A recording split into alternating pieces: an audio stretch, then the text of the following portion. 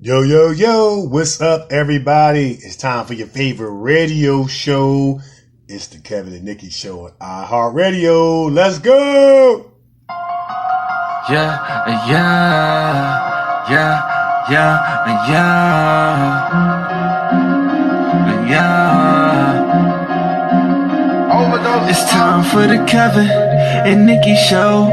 They gon' have it lit up. Yeah, you know, it's time for the Kevin and Nikee Show. They got the airways popping every city across the globe. It's time for the Kevin and Nikee Show. They gon' have it lit up. Yeah, you know, it's time for the Kevin and Nikee Show. They got the airways popping every city across the globe. You know him as a dope actor, Kevin D. Bitten, 360 twice jam, how he keep winning. And you know the baddest actress, Nikee Warren. She so bad you walking past, she had you speaking for her. If you ain't tuning in, this your reality check. You might miss out on your favorite star celebrity guest. When they celebrate, what you do, you get the bell, yeah. During Kevin's corner, get expired and encouraged, yeah. Bend them corners while you listen, but don't swerve. Find out what's getting on Nikee nerve. What's bothering Nikee? What's bothering Nick? What's bothering Nikee? What's bothering Nick? Keep on playing. Me and Kevin goes and we gon' get you hit. Yo, check us out on social media. In your mobile phone, we everywhere. You ever stations played out like a ringtone. Follow me like Bino, R-A-M-E-Y. Bino Remy, pop like Simi. And my flow hotter, thicker semi. Been doing this since I scraped up pennies. But back to the subject, Kevin Nikee.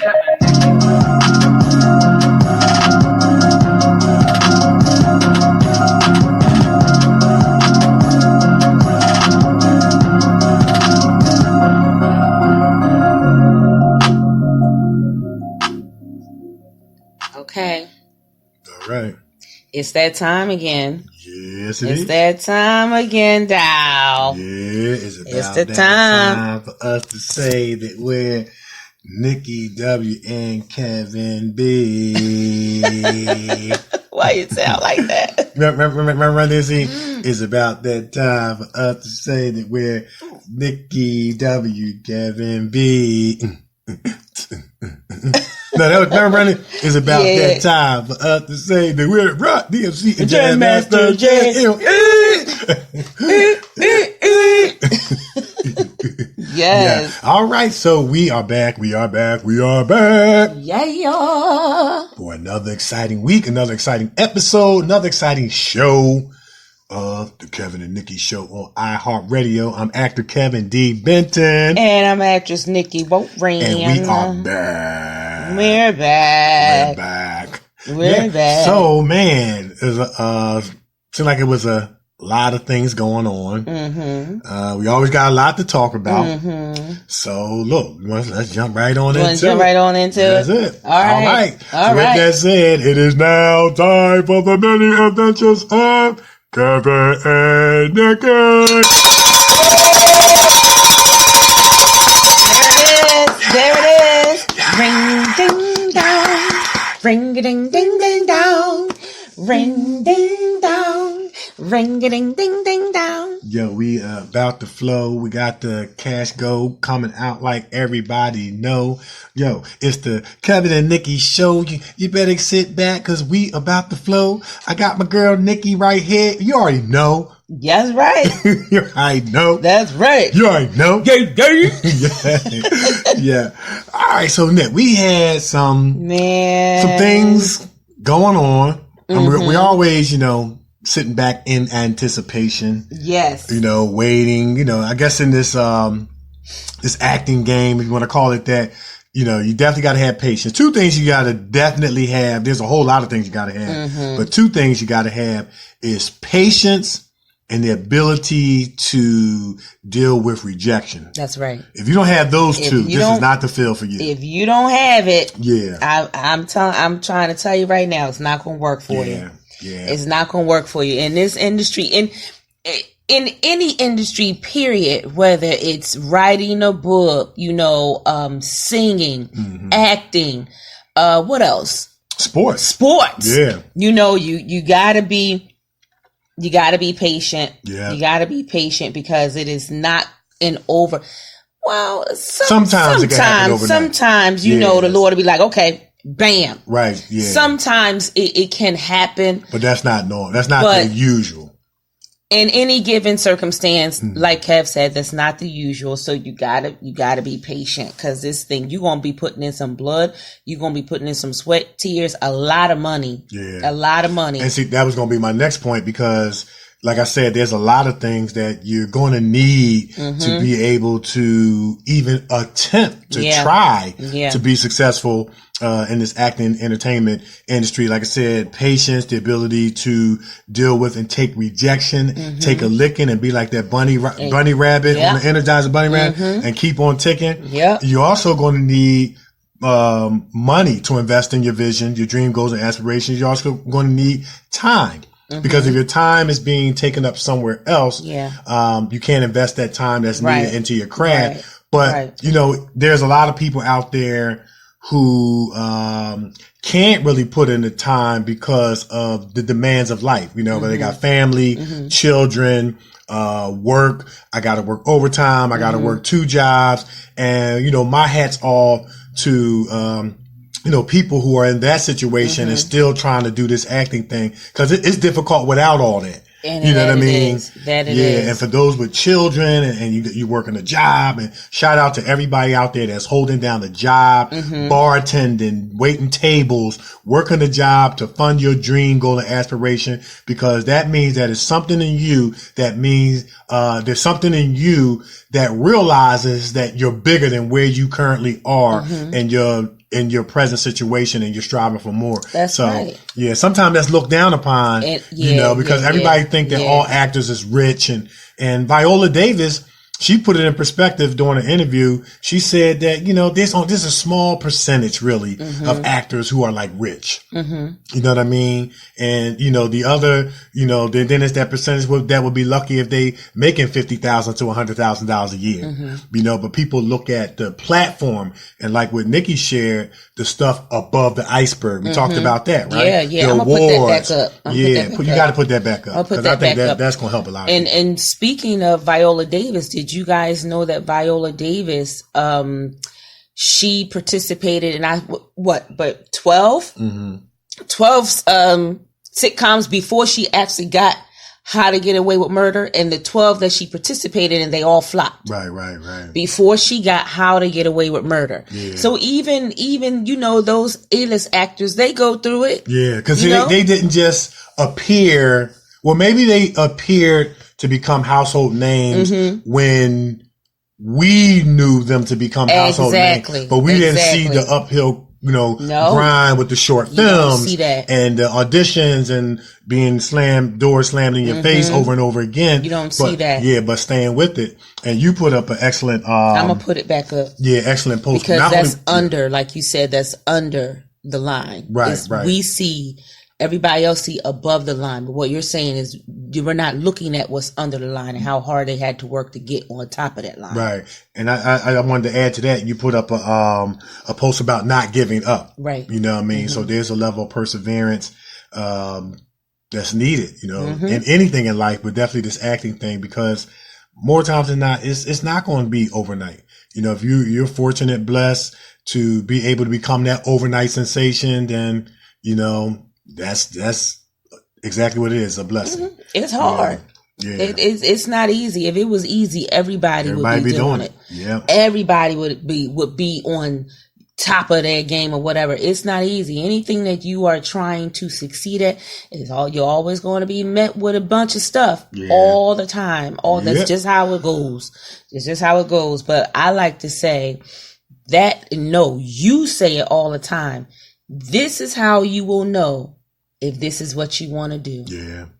There's a lot of things, but definitely when you have sat on set for 11 hours and 15 minutes and you only filmed, well, I'm going to say, let's say 11 hours and 45 minutes and you only filmed for less than 15 minutes and the other 5 minutes that was left, you was getting your voucher signed because you was wrapped for the night. Yeah. That's how you going. That's one of the indications you're going to find out if you want to do this. If after you do all that and you say, I can't wait to do it again. That's right. That's it. That's right. And just like you said to that young man who was shadowing us when we were filming The Criers, it was cold out there. Yeah, it was cold. It was cold. And I know he was freezing because he had his clothes all ripped up and he was like, this is how you going to know if you want to do it. This is how you know you got the bug. You know what I mean? This is how you know. Yeah. Because sometimes you're going to be in the hot. You're going to be in the cold. Some of the conditions aren't going to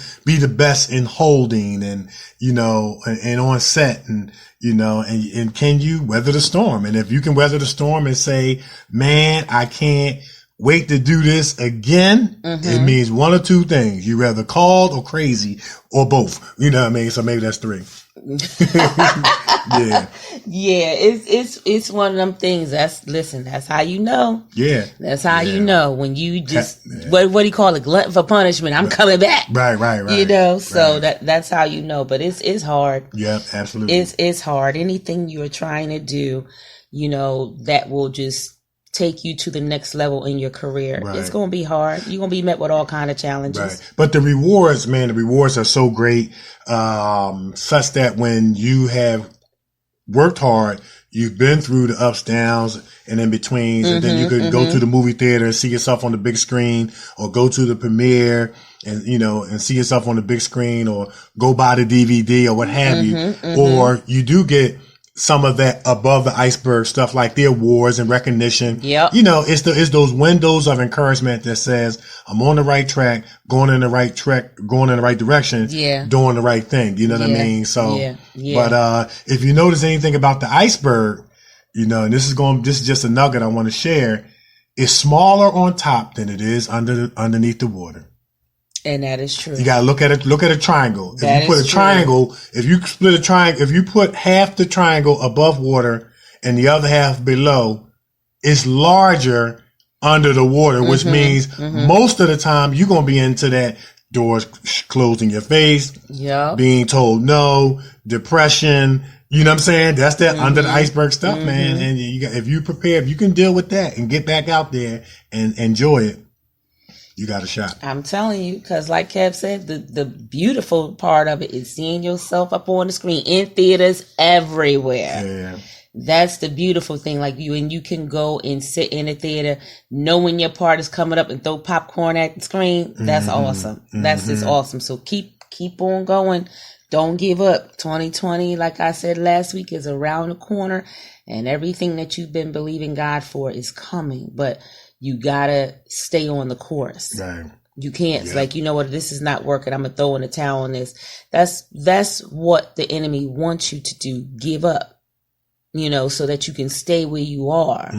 That's where your friends who are not supportive, that's what they want you to do so that you can stay where they are. And you can't do that. You gotta keep it moving. You gotta keep it moving. Yeah, that's so true. Yeah. So we went to the movies again to review. We did. Yes, 21 Bridges. Yes, we did. So it never gets old. Yeah, it never gets old. So yeah, man. So we what we did this time, because we wanted to make sure we're not being biased. Since we're in the movie, there is that potential to be a bias in terms of our review of the movie, right? So we brought along a third party. We brought my dad with us, and we wanted him to be the objective, voice of what was the critique of the movie, and he loved it. He wanted to see it again. Yeah. So that had no influence of ours. You know what I'm saying? Because we just want to make sure, like, we giving the right critique, we giving an objective, fair assessment of the movie. It was a good movie, suspense, cop thriller. It had the high adrenaline. It had action. It was unpredictable, unlike a lot of critics were saying. And it is one of those movies that one makes you say, I want to see it again. I want to see it again. Yeah. It don't get old. It don't get old. It don't get old because the way the beginning of it, that's a good. You guys got to go see it. We're not doing it any justice. And we're trying not to, because we don't want to, spoil it for you guys, but you guys gotta go see this film. I'm telling you, it's so good. Yeah. It's so good. And I really do hope that you guys get out and see it, because we want to talk about it. Yeah. You know, we want to get other people's opinion of what you thought. We can have, you know, good conversation and just bounce ideas and critique and stuff off one another, and see what everybody come up with. But from as far as we could see and a whole lot of other people could see, it was a great movie. Me personally, I just think it came out the wrong weekend. I think it came out the wrong weekend. I think so too, because Frozen was really good. Yeah, but here's the thing. And there's first of all, Frozen 2, very good. Very good. Frozen good. 1, very good. I mean, I like the Frozen, you know, 1, Frozen 2. I'm a big fan of, you know, Disney movies and cartoons and things like that. I like the music. And the music, it's good. It's phenomenal. But here's I want to say, from a basic standpoint, when you look at a movie like Frozen 1, Frozen 2, you're pretty much guaranteed to get at least 2 tickets. Yeah. And that's bare minimum. You see what I'm saying? I'm going to say let's say bare minimum, you're guaranteed to get 3 tickets. Mom, dad, and 1 child. Most households are going to at least have 2 children. Yeah. So if dad decides, I'm not going, I can't sit through that, you're at least going to get 2 with mom and the 1 child. Yeah. But with most households having at least 2 children, that's at least 3 tickets per visit. That's right. And if they go see it again, you know, and that's bare minimum. Now we saw families of 5, 6, and 7 coming in to see Frozen. Yep. You know, it was all packed out, and it was a good movie. Yeah. But can it compete with another movie where you're not going to get those bunches of people coming to see it at one time? You know what I mean? Because you figure every visit, and then that's not to say that's not counting the adults who come by themselves who want to see Frozen. Right, that's right. You see what I'm saying? So it's destined to beat any movie out there because of the history of Frozen 1 and the success of that.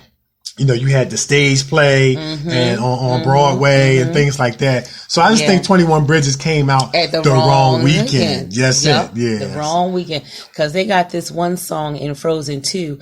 Who sings that song? You're the meaning in my life. You're the inspiration. Who sings that? Is that Air Supply? I don't know. I'm still stuck on Let It Go. Oh my God. Let It Go. I love that song. Well, let that song go, because that was from part 1. Yeah, that's part 1. I'm still stuck on part 1. There's a song in Frozen 2 where the guy who is trying to get engaged to is it Anna? And he has this song in there, I'm Lost in the Woods. It sounds I'm telling you right now, this song sounds just like the people from Air Supply. Okay. The whole thing. I'm like, wait a minute. Are they singing this song right now? Because it sounds exactly like them. So every time I watch Frozen 2 and I hear that song Lost in the Woods, I think of that song You're the Inspiration from Air Supply. I think it's Air Supply. Okay. I think it is. They got some good music in part 2. In part 1 and part 2. Yeah, they do. It's an awesome, musical cartoon, and the kids love it. I mean, so it was great. Yeah, but like you said, the wrong came out the wrong week. It was a very, very good movie that came out the wrong movie. Got released. Yep. In our opinion, the wrong weekend. The wrong weekend. Because I think any other weekend it would have been that blockbuster smash hit, especially if it came out during one of them dry spell weeks where really nothing was coming out. Right, because then you have the 21 Bridges, Frozen 2, then right behind that Queen and Slim. You know what I mean? The wrong weekend. Yeah. The wrong weekend. Yeah, so it was a little competition. And then Black and Blue was before that. Then you had Harriet before that. So yeah. But I will say though, within that span, what was it, 5? You have 5 good movies come out. Yeah. But at the wrong time. They should have 1 month this one, next month that one, next month that one. You know what I mean? Pace it out. Yeah. And just like, we learned about the 5 heartbeats when we were talking to our good friend, Mr. Hawthorne James, legendary, iconic actor, writer, producer, director. You know, he shared some pertinent information, you know, with our listeners, of course, with us on set and personally. And he said that the 5 heartbeats took a life. It didn't do that good at the box office, but took a life of its own when the DVD came out. Yeah. And now it's a classic, and some 25 going on 30 years later, it is still relevant and still getting, acknowledgement. Yeah. And I think that 21 Bridges has that potential as well, that when the DVD comes out, it could take on a whole nother life of its own in terms of, interest and sales and things like that. And so I wouldn't be shocked if that happened, but it was real good movie, man. We were honored to have, 2 of the cast members on our show, and that, Joseph D. Fisher and Danny Plaza back-to-back weekends. Yeah, and it was interesting talking to them too, because Fish had one perspective. Like I remember, we asked him, you know, what was it like sitting in the theater knowing your part was about to come up with your family and friends? Yeah. And Jay Fish was like, man, it was like the greatest feeling, man. And Lanny was like, man, I was nervous as hell, you know what I mean? Cause I wanted to be believable, man. I was hoping everybody liked it. Yeah. So it was good to get 2 different perspectives on what their experience was. And they were in the, you know, in the same movie, same scene. It was good. I truly enjoyed it. And would I go back to the theater to see it again? Yes, I would. I sure would. I would definitely go back because it has that power to keep you from beginning to end. And, you know, we're learning more stuff and making sense of more stuff and what things meant when they were shared from the first time, the second time. Yeah. You know what I mean? Because I picked up on a few things that I shared with you in the theater. You're like, oh, okay. Like cops have this language. Yeah. Code. This code that they speak. Yeah. And you have to read in between the lines. So I was reading in between the lines on some things that I didn't pick up the first time. I was like, okay, that's what that means. Okay. And I shared it with you. Yeah. Like, okay. That's what we're talking about when they say this and when they say that. You know what? Yeah. Okay. Like, should I become a cop? I don't think I would fit in. I really don't think I would fit in. No, I couldn't. They would run me off the force. Yeah, they would run me off the force. Yeah, they would run me off the force. They run me off. You know, because, I'll just word it like this. In Black Panther, when, with T'Challa went to go talk to his dad, he said, it is very difficult to be a good king. That's what he said. Yeah, he said it's very difficult to be a good king. It's difficult to be a good king. And it's difficult to be a good cop. Leave it at that. So we had some big meetings coming up. I'll let you tell them about that. Well, can we say it now that we've have I mean, it's official now. I mean, so we just it's on its way. It's official. I think the promos will be coming soon because we already submitted the pictures. So I guess we good. And then Bubby already done put it out last week. God. So. All right, you guys. So remember last week we said that we could not tell you some things. Well, guess what? This week we can. The Kevin and Nikee Show. Drum roll, please. The Kevin and Nikee Show will be on EMN Live. That's Elements of Media Network. And you will be seeing us because we will be broadcasting live. We have our own show on TV. You know what? We gotta get the paper. We gotta get the paper. Well, the paper so we can kind of give them an overview. Where's the paper at? Get the paper. What you do with your paper? I don't know what I did with my paper. Oh, man. So, I wanted to get the paper because I wanted to... What you do with it? Oh, here. There it is. He got it. Okay, come on. So, EMN Studios is 24-hour streaming TV, film, and media platform, which is on-demand channels. Okay? So, basically, what I want to do is just give you guys the countries that we will be viewed in. All right. This will be the countries that'll be watching. Of course, United States, United Kingdom, Mexico, Canada, Puerto Rico, Ireland, Japan, India, Hashemite Kingdom of Jordan, Taiwan, Philippines, Netherlands, Namibia. Then you got one that's unknown. Luxembourg, Republic of Korea, Brazil, Italy, Czech Republic, Israel, Colombia, Anonymous Proxy, France, Germany, Sweden, Poland, Vietnam, Azerbaijan, and Albania. Woo! Yeah, yep. You get the pretty bell. Yeah. Yes. So, as Nick said, we'll be moving to TV. Now, for those who have been faithful followers of our podcast, no worries.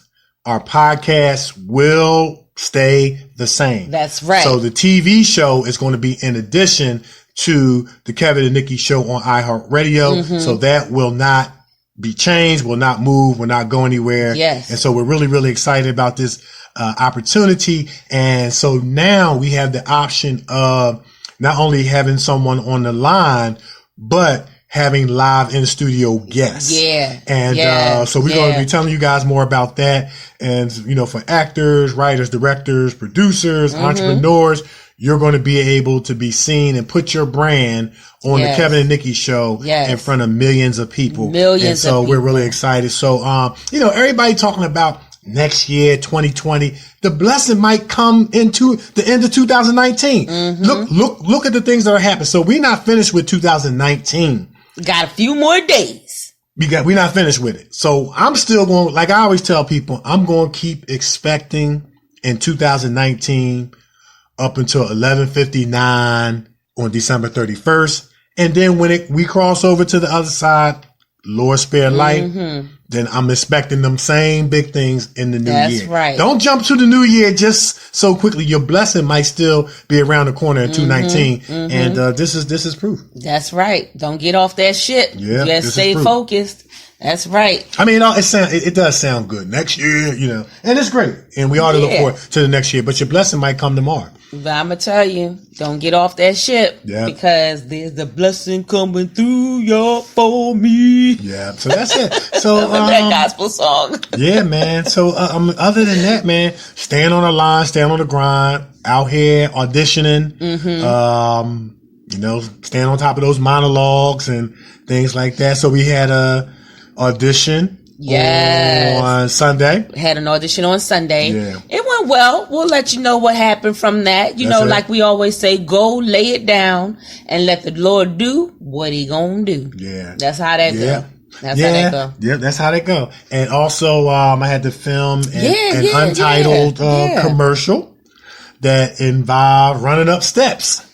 So I'm just going to say that I'm glad I try to live in shape. That's right. You know what I'm saying? So I'll be telling you guys more about that, of course, with the NDAs and things like that.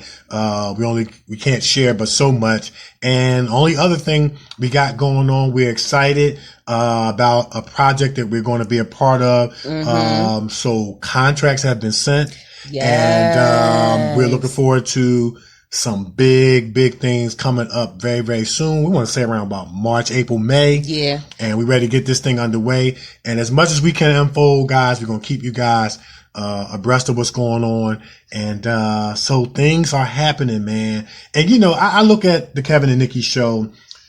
Me and Nikee don't know everything. And we don't profess to know everything. But what we do know, we know. That's right. And we have been fortunate and blessed to obtain and achieve a decent level of success to this point, to the point where we have the right to say something. That's right. And when you win an award and then multiple awards, you've earned the right to say something about your craft. That's right. You know, whether people want to accept it or not, that's on them. But we've earned the right to say something about our craft because we've achieved a level of success.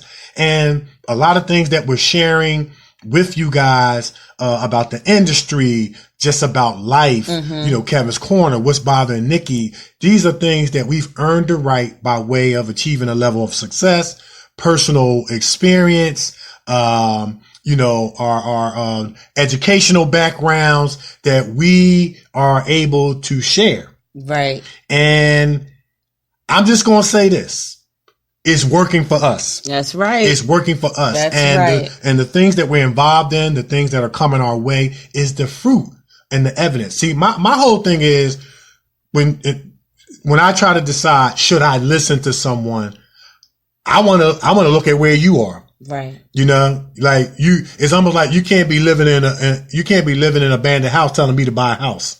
You know what I'm saying? So I'm going to look at where you are. What do you have going for you as the basis of your foundation to be able to share? Yeah. And that's all I need to know. Once I know that your foundation and you know is you have one there, and what you're sharing is positive, and it's to build up and encourage and inspire and motivate, I'm all ears. That's right. I'm all ears. And I want to take the steps that you did because you have that foundation of success, knowledge, information, as proof. Right. And as they say, the proof is in the pudding. The proof is in the pudding. Yep. And I like pudding too. Yeah. And you know what? Me too. And you know, one of the things that's synonymous with blessing is two things. What? Addition and multiplication. That's right. That's it. When you see addition and multiplication, it's something good going on there. That's right. And it's positive. That's right. That's right. That's it. That's it. I like that. You know I what? like that. I'm in like this. What? He that has an ear, let him hear. That's all. You better go ahead, Pastor. I'm on that. You better go ahead, Pastor. Yeah. Listen, that's your calling. Yeah. That's your calling. We've been in preaching mode lately. We have. These past couple, you've been prophesying, and I've been preaching. Yes. Like, what's good? I don't know. I don't know. That's that calling. That's that calling. You can't shake. It's like, what did Jeremiah say? It's like fire. Shut up in them bones. That was my line from, for that movie. It's like fire. Yeah. All right. So we'll be keeping you guys posted about what's going on, man. Catch the Kevin and Nikee show train if you're not on it. Choo choo. Choo choo is going to higher heights, deeper depths, and we want to take y'all with us. Continue to go with us, flow with us, grow with us, and you're going to know what it is. That's right. Yeah. All right. So let's tell them where they can find us. They can follow us. All right. Listen. Check us out. Yeah. On Amazon Prime. The Covington Witches is on Amazon Prime. Mercy is on Amazon Prime. Yeah. Emergency Landing is on Amazon Prime. Single and Anxious is on Amazon Prime. Yes. I just want to say something else. What's that? What else is on Amazon Prime? We said it all. Oh, I think we said it all. Yeah. Okay. Oh, Revelation Blue is on Amazon Prime. And then make your way over to the Stars Network. Yes. And check out Jason's letter. I let one of my coworkers hold the movie. Oh, my stars. And they watched it. They watched it so many times. They had it for about 4 months. What? They had it for about 4 months. They really enjoyed the movie that much to the point where you ain't getting it back. I got it back. Okay. They gave it back. They finally gave it back. Okay. They finally gave, but they really enjoyed Jason's letter. I'm just telling you by way of, what was shared with me and me not getting my movie back in 4 months. It might have been longer. That they really enjoyed Jason's letter. Nice. Check it out. It's a good movie. It's a good movie. Yeah. Got some household name stars in it. Nikee and I is in it. And it's a real good movie, man. And so you want to check that out. Yeah, so, check that out, definitely, because like we say every week, that's about a young man who wrote a letter that can help end all of the police brutality against unarmed African-American men. Yeah. And it's based on a true story. And it's based on a true story. And the little kids, and we don't want to give it away, and we're not going to give it away, but the little kids' letter was based on research statistics. Yep. And so it's a good movie to generate conversation. Yeah. And one thing, man, movies get the opportunity to tell stories, man, that can impact lives, influence minds. And this is one of those movies. So then we got some stuff over on YouTube. Check us out on YouTube, our YouTube channels. Actress Nikee Warren, actor Kevin D. Benton. We got the multi-award winning Honor is on there. The multi-award winning The News. We got commercials. We got clips. We got monologues. All kinds of stuff. And just check us out and continue to follow us and grow with us. And it's just great, man. And things are happening. And we're going to keep you guys, y'all going to be the first to know. That's right. Y'all gonna be the first to be in That's the know. Right. So that's right. I think that's it. Other than that, man, we just sit back in the pocket, man. We're waiting for some big things. And hopefully, prayerfully, we'll get this going into the New Year's thing, man. Yes. That we've been, expecting. Yeah. It's going to be real big. And we'll tell you guys about prayed that. Up. Stay prayed up. Yeah, we'll see. So, all right. Yeah. All right, so we're going to take a break. We're going to take a break. But before we do, man, listen. Our special guest is Highlight Fire. Yeah. Listen, he is an international model, singer, writer, director, dancer. He's super talented brother, and you guys are going to be very, very, very interested in hearing about his journey as he continues to go and glow and show and flow. And I'm telling you, I checked out his reel. I checked out some of his performances on stage. He has a very, very, very, very strong theater background, and his training is off the chart. And I'm telling you, he actually performed in one of my favorite monologues I do, which was called the August Wilson's Jitney. Becker. Yeah, Becker by Love Jitney. it. That's one of my favorite monologues. I know I want to talk to him about that. Yeah. So please don't touch that dial. It is the Kevin and Nikee show on iHeartRadio. We on iHeartRadio and we all around the world. And we'll be right back. Yeah.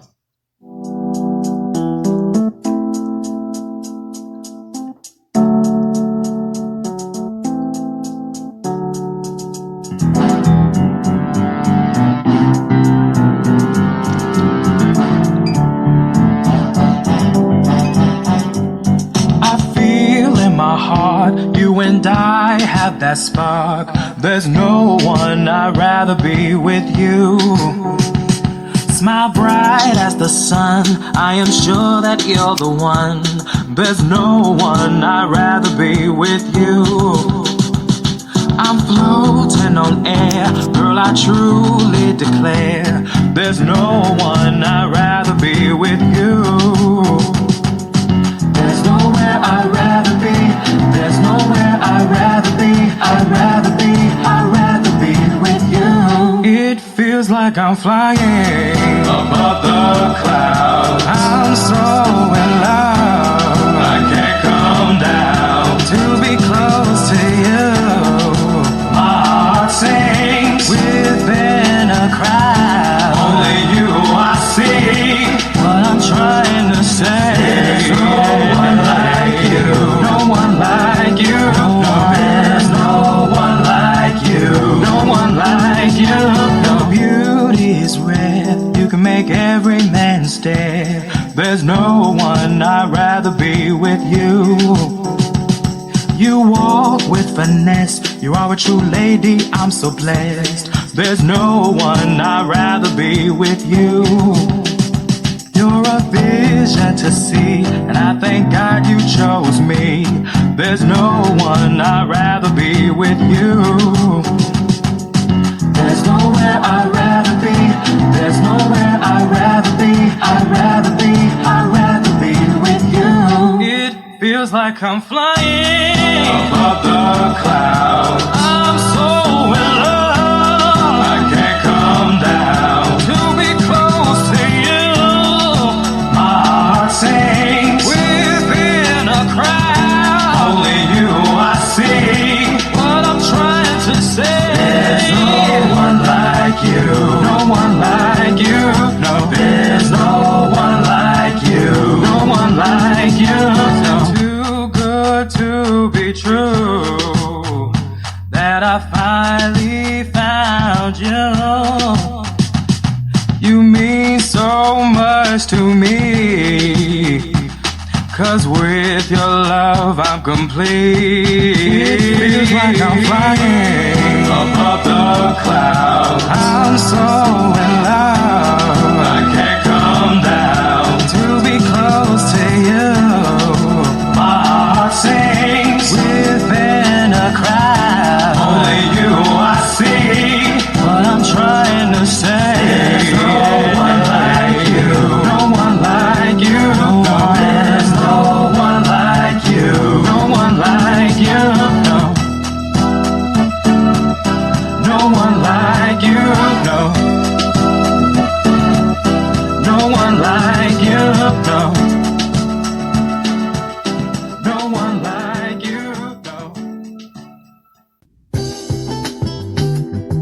Satisfy your sweet tooth with some tasty treats from the Brownie Shop.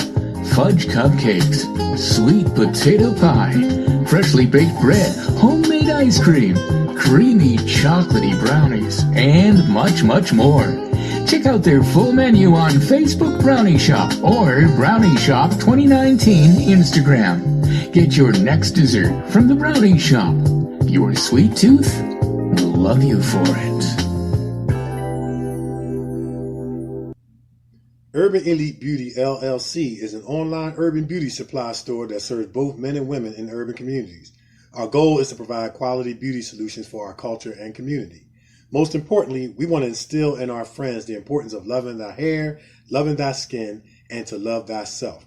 Check us out on social media, on Facebook at Urban Elite Beauty, on Twitter at dbenton71, on Instagram at urban_elite_beauty, and for more information, go to our website at www.urbanelitebeauty.com or email founder and CEO David Benton at dbenton@urbanelitebeauty.com or call 609-217-5292.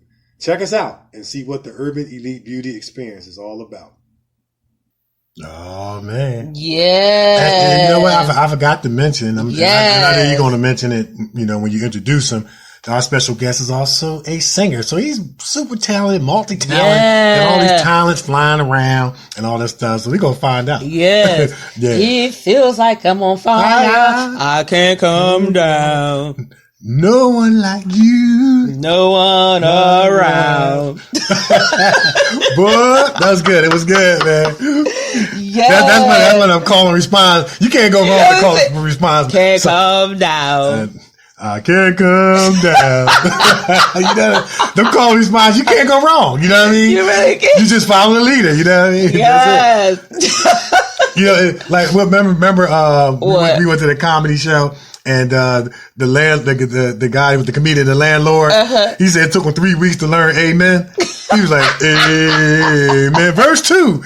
Amen. It took him 3 weeks to learn amen. Yes. Amen. Amen. Amen. Verse 3. Amen. It took him 3 weeks to learn. Oh my goodness. Yeah. Yeah, man. And listen, and we want to put it out there that, the songs that will be featured on the show is that of our special guest. That's right. So, was it 3 of the songs? 3? Yeah, we got 3. The first, what is the first 3? The first one is No One Like You. Yes. Love it. And then we're going to play some more by our special guest because he's multi-talented. Got videos too. He got videos too, yeah. Got videos too, okay. And some films and stuff on YouTube. So go ahead. Y'all got to check him out. Check him out. Yeah. Listen, our special guest, he's an international model and singer. He is a charter member of the Collective Face Theater Ensemble in Savannah, Georgia, and has performed classical arias. He has participated in the Howard opera program in 2014. He studied opera music history at Georgia State University and Morehouse College and is a member of the Trey Clegg Singers. And he's also an affiliate with the Blue Bistro Creative Production Company in Atlanta, Georgia. And he's working on a new single. Yes, as you heard. Our special guest is also a dancer. He's a writer, director of short films Keep Going, Our Deaths Made You Free, The Raven, and Fed Up, which also all of these films can be seen on YouTube. He is an award-winning Best Actor with strong acting and theater experience. We're going to talk about that theater. He has honored his craft at the Breaking Through Acting Seminars in Los Angeles, California, and at Evolve Acting Studio classes in Atlanta, Georgia. He has performed in numerous notably named plays such as Mary Shelley's Frankenstein, The Creature, Into the Wood. Ooh, he did Into the Wood. You did that, right? I did that too. Right, we gotta talk about Into the Wood. Rapunzel's Prince, Jesus Christ Superstar. He played Jesus. August Wilson's Jitney by Becker. Midwinter Night's Dream. Oh, we gotta talk about that. I'm thinking if that's like Midsummer's Night's Dream or something like that. Absolutely. And he also played Aubryon The Great Gatsby, and many, many more plays. He is making his transition into film and is working on his first SAG feature film project with more on the horizon. Now, who are we talking about? We are talking about the awesome again. He can't come down. No one like you. Yes, Michael Knowles. Woo! Yeah, what's up, Mike? Hey, what's up? All right. Hey, what's up? He got that cool way. What's up? Hey, what's up? You know what I mean? You know, he trying to be cool about his He stuff. got that cool way. Hey, what's up? Mike? Glad to have you on the show, man. Thank you so much for the Thank you. Well, look, man, first of all, man, we want to just say thank you so much for taking time out of your busy schedule to come on the show, share on the show. You're actually on the bus, Yes.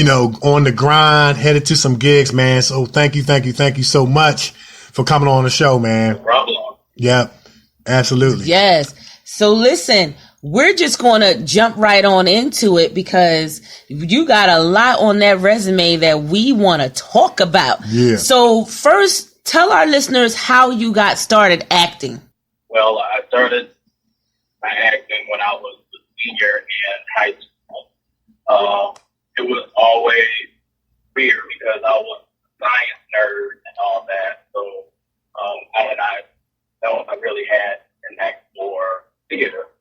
So, like right before graduating high school, I really said, you know what, I really have a gift for acting. But I went into college, and my major was marine science. So they called me the weird one because I was in marine science class, and then I would go right on stage for rehearsal for play. Wow. Mm-hmm. And then it just kept growing and growing, and then I won 2 Best Actor awards for Jitney and Frankenstein. So that really put fire within me that God gave me this gift for a reason. So I want to show all that I can do it all, and by helping other artists on the way started out just like me. Okay. Awesome. So you're a multi-award winning actor, man. That's awesome, man. And I had a chance to, watch your reel. I thought it was awesome. It showed and talked about your transformation. You got up there and got your award. And then at the end, it did that little segment, when you did that August Wilson's, Jitney and Becker. And I'm going to tell you, man, you crushed it. And I can see how you could win an award for that. And we're going to put the video up in our show page so everybody can see. Yeah. Because you did a fantastic and phenomenal job. Wow, thank you. Yeah, absolutely, man. Yeah. So you're an international model. And, those of us that are friends with you on Facebook and follow you, we see, your pictures, your photos. I mean, and you had some very, I want to say, exquisite photos. I mean, one photo you had chains on and, all kinds of stuff. And one photo you had paint on. What was your inspiration for getting into modeling? And then how did you become like an international model? Well, I first started off as just doing fake headshots because I'm very good at facial expression. So I used to be 300 pounds, right? Mm-hmm. So all the stuff that I've done, like I can still dance, do all that while I'm bigger, but it didn't look right. I got you. Okay.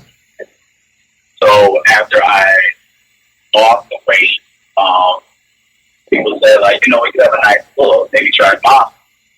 So I took their advice and I actually went out for an audition for a modeling gig, but I still didn't fit the criteria for the look that they were looking for. Okay. So I went ahead and created my own modeling agency where any concept that I can come up with, I'll make the costume, I'll do the makeup, and I'll bring it to life in front of the camera.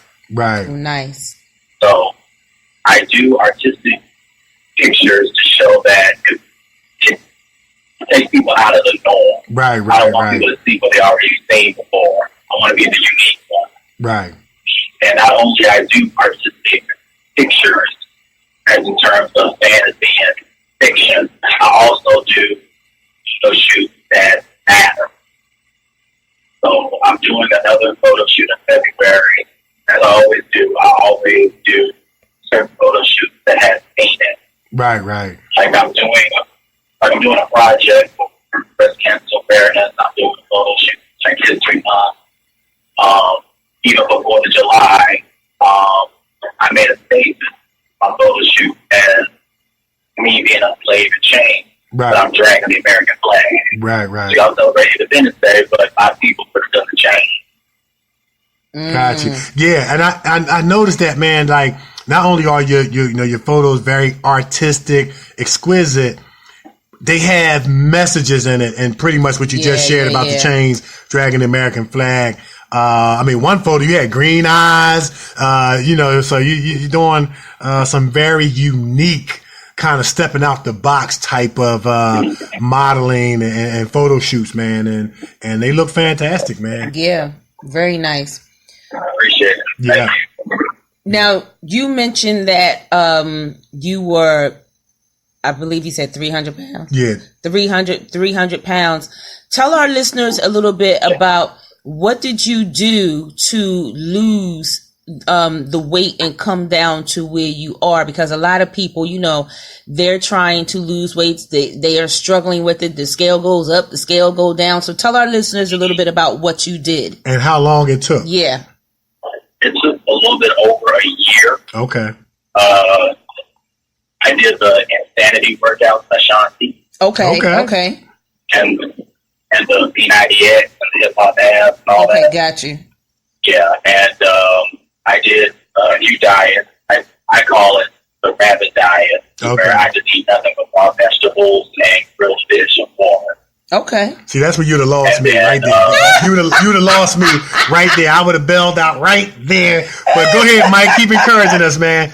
Nah, it really works. Like, see, you get cheated and you don't see the results. But when you start seeing the results, you get more intense. Right. There were plenty of times where I did not see any results at all, but I had to stick to it because I wanted what I wanted. I wanted to train for mine. I wanted this to be and meant for me. So I really like, God, please give me this business because I really want something to pay. So, as small as I was, 143, and then I beefed back up to at least like 230 because I'm bulking up for a moment. Okay. Awesome. Yeah, one of my friends were doing an Avengers fan film, and I got the part of Luke Cage. So I'm trying to bulk up with this. There you go. Okay. Yeah, you definitely got to be in shape and look fit. Yeah. And he's in great shape, man. You can really tell that, he invests in, diet and weight training. And, because I've seen that P90X or whatever you want to call it. God bless you. Yeah. Because you have to have a lot of energy for that. Yeah. A lot of energy, because it's a lot of standing up, then you jump down on the floor, then you get back up. Yeah, you got to have a lot of energy for that. Mm-hmm. Awesome. A lot. Yeah. Now I tell you this, when I first did that, I was gone. Mm-hmm. I was tired. Yeah. So you're tired. Yeah. Yeah. Yeah. But like you said, I was tired. Yeah. Like you said, the longer you stick with it, and then when you start seeing the results, that's what gives you that, motivation and extra energy. Say, okay, I'm seeing a difference here in the mirror, and that gives you that incentive to keep on keeping on. Mm-hmm. Now, you, of course, man, you do a lot, man. You sing, you dance. What type of dancing do you do? And how does that, fit into your plays? Do you do musical plays? We know you do the August Wilson, Jitney, Becker. Do you do musical plays, musical dance? What type of dancing do you do? My actual dance style is African contemporary. Okay. So, so I do African style, lyrical contemporary. Really read the ballet. Okay, got you. And it teaches me to prepare myself in certain roles. If I have to move, if I have to jump, if I have to do certain stunts within both stage and film. So it really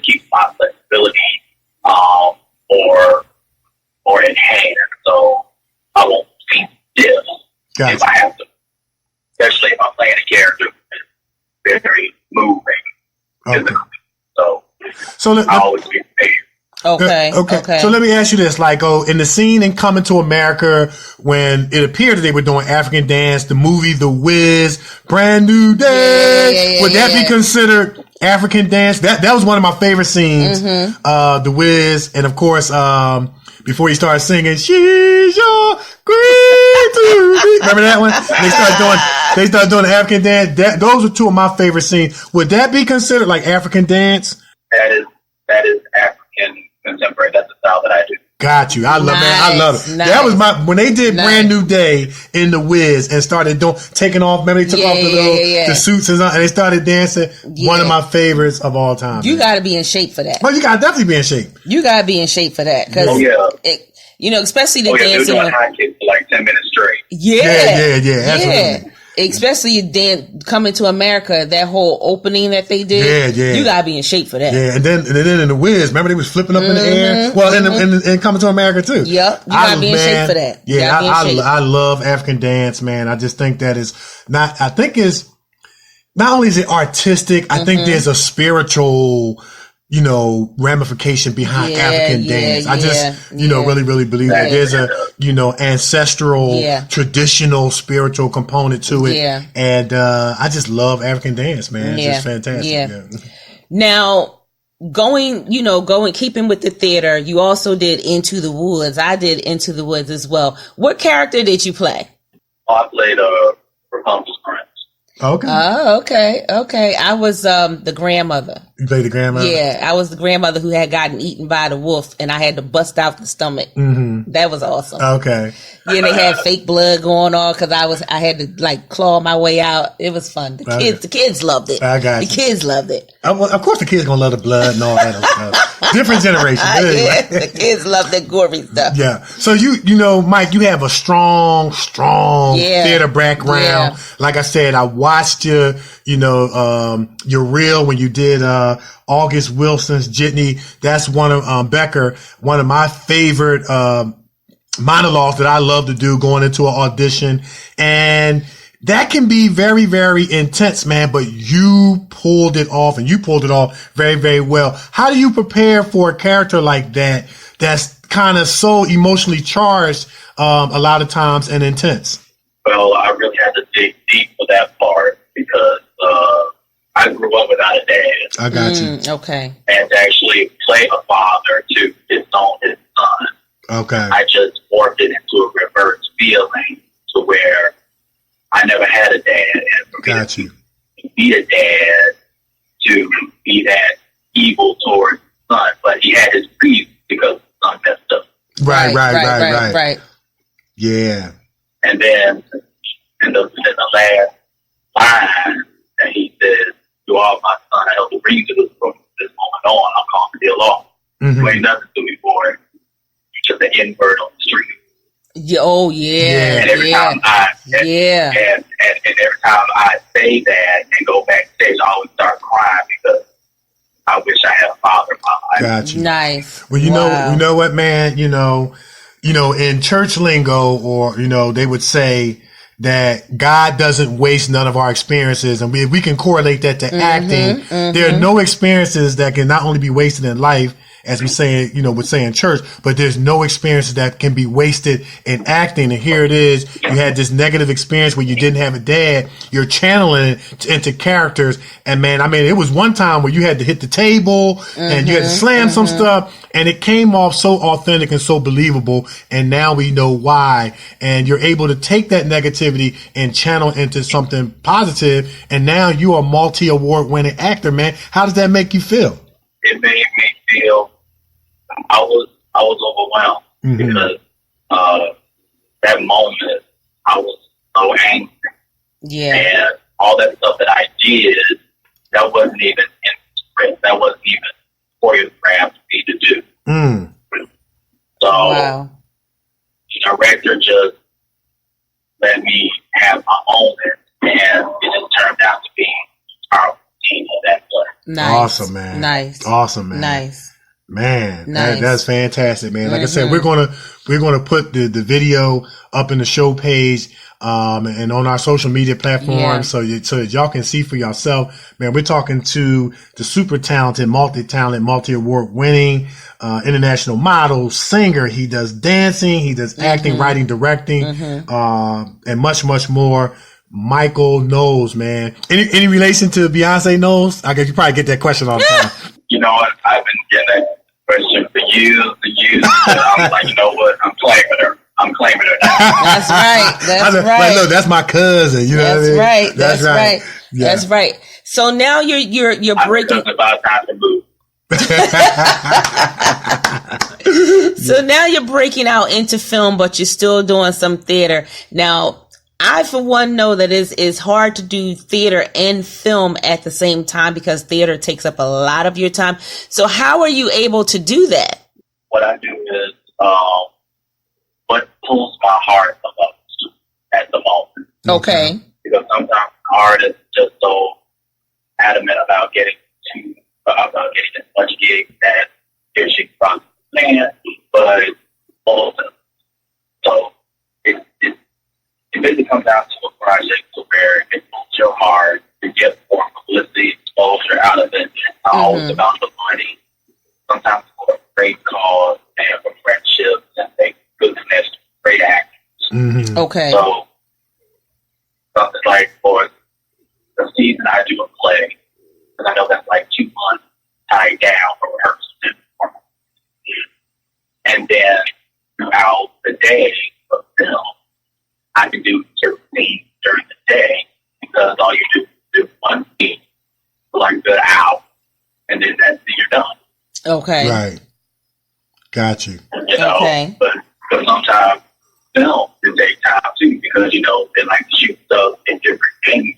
Right. And you have to say or do the same thing for 2 hours. So whatever they have, they won't call you back to do that again. Right. Yeah. Okay. So do things just in case. Right. Got you.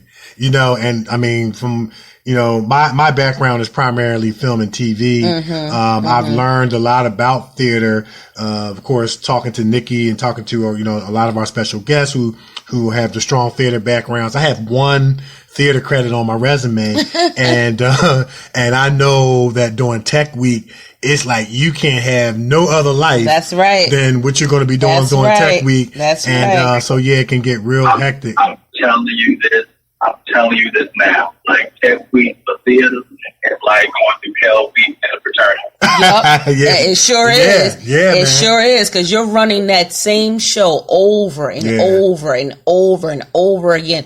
The whole entire show, as if you are doing it live, you're performing it. So you're doing that for the whole week, and then you got to turn around and do it again for opening night. Right. And see, that's why I only got one theater credit, because after Tech Week, you ain't seen me. I haven't been back since.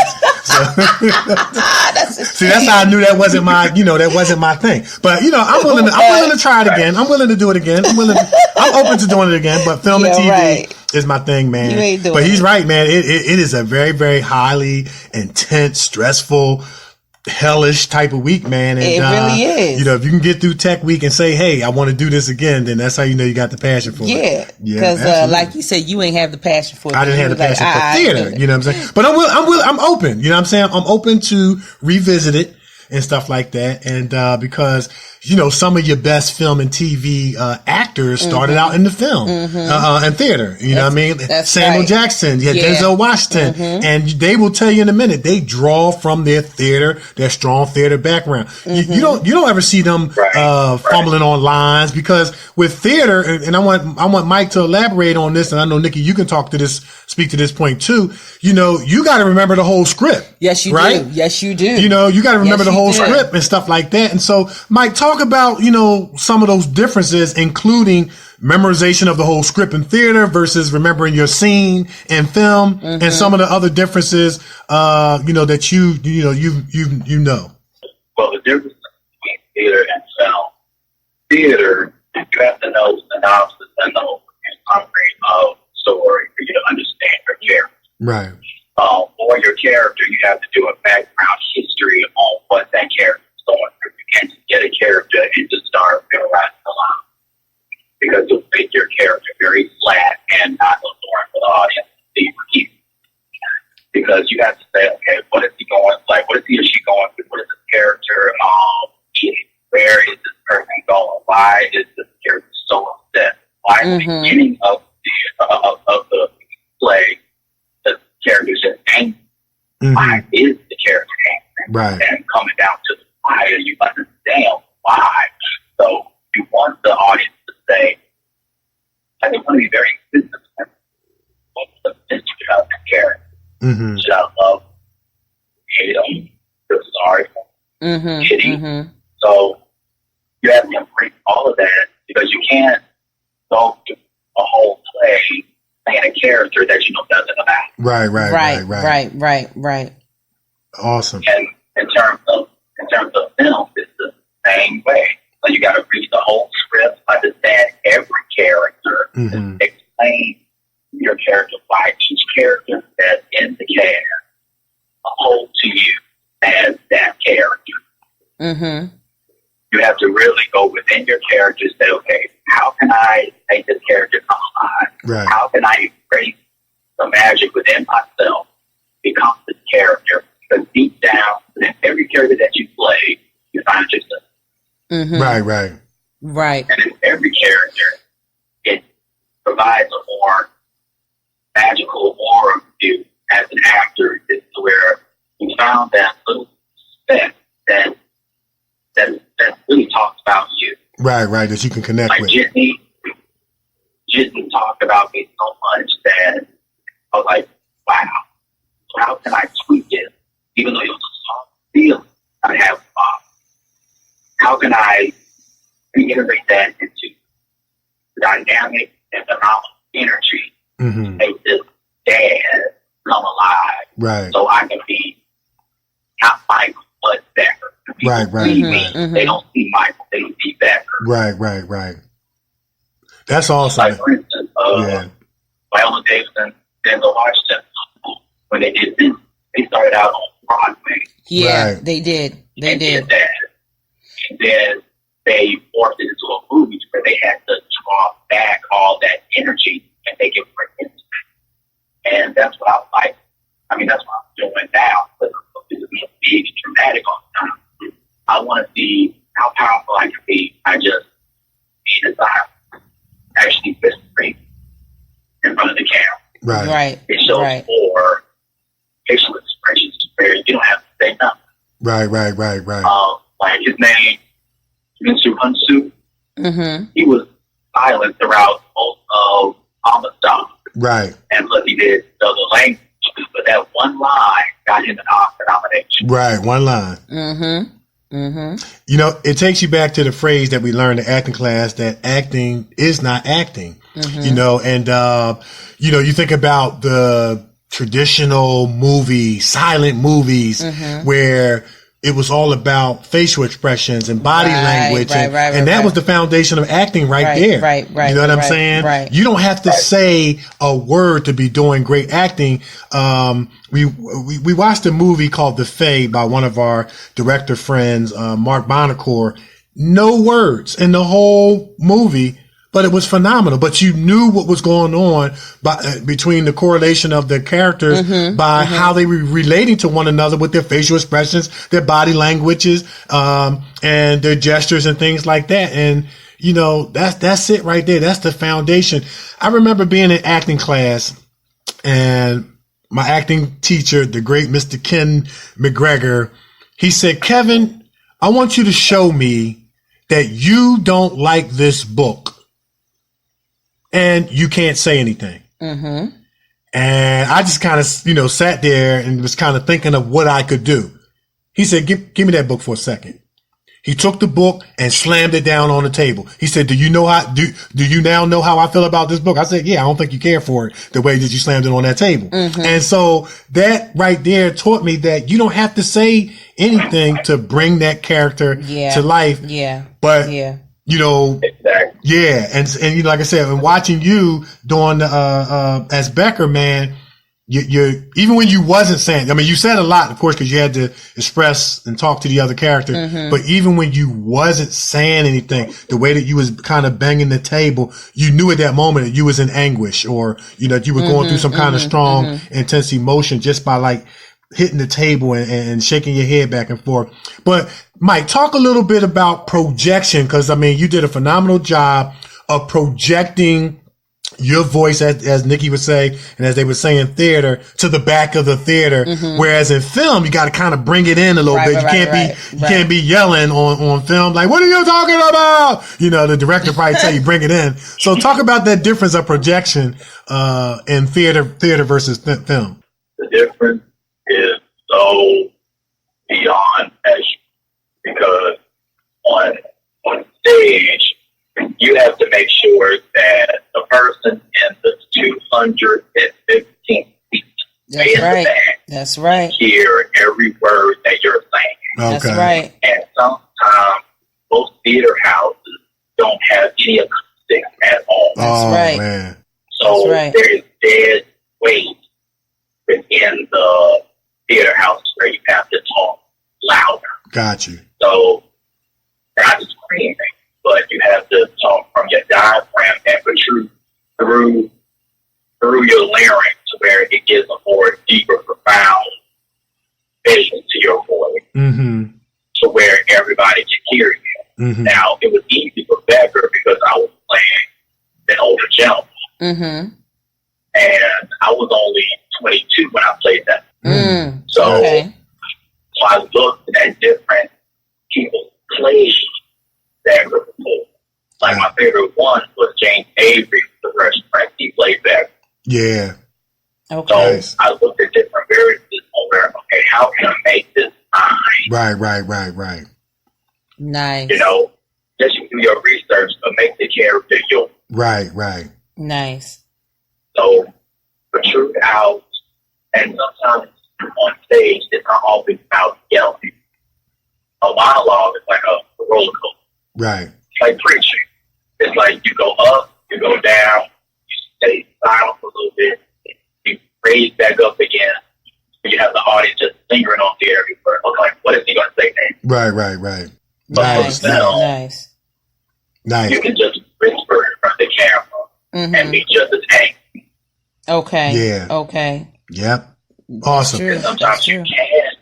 And sometimes through it, you can't yell to signify that you're angry.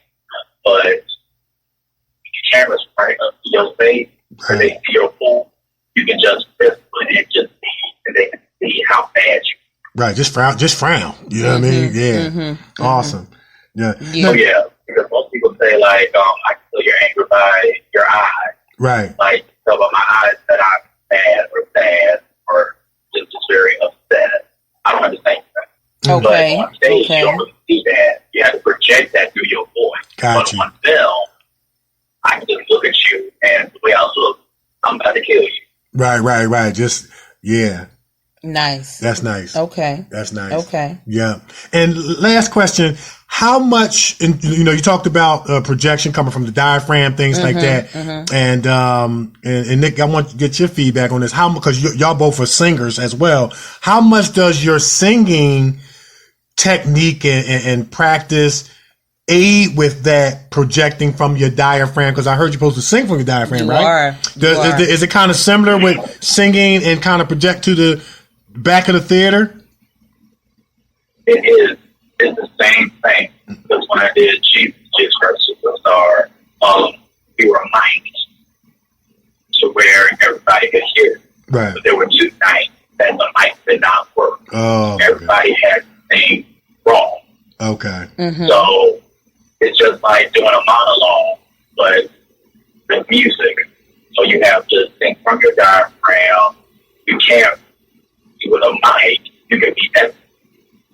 But if you're in a theater house with dead sound, you have to project more as if you're yelling. Right. But really you're not. Right. And sometimes when you hit high notes, you have to go through your nose and then out to where it's like you picture your finger just going all, just like you point it up and go all the way back to where you want this sound, all the way back to the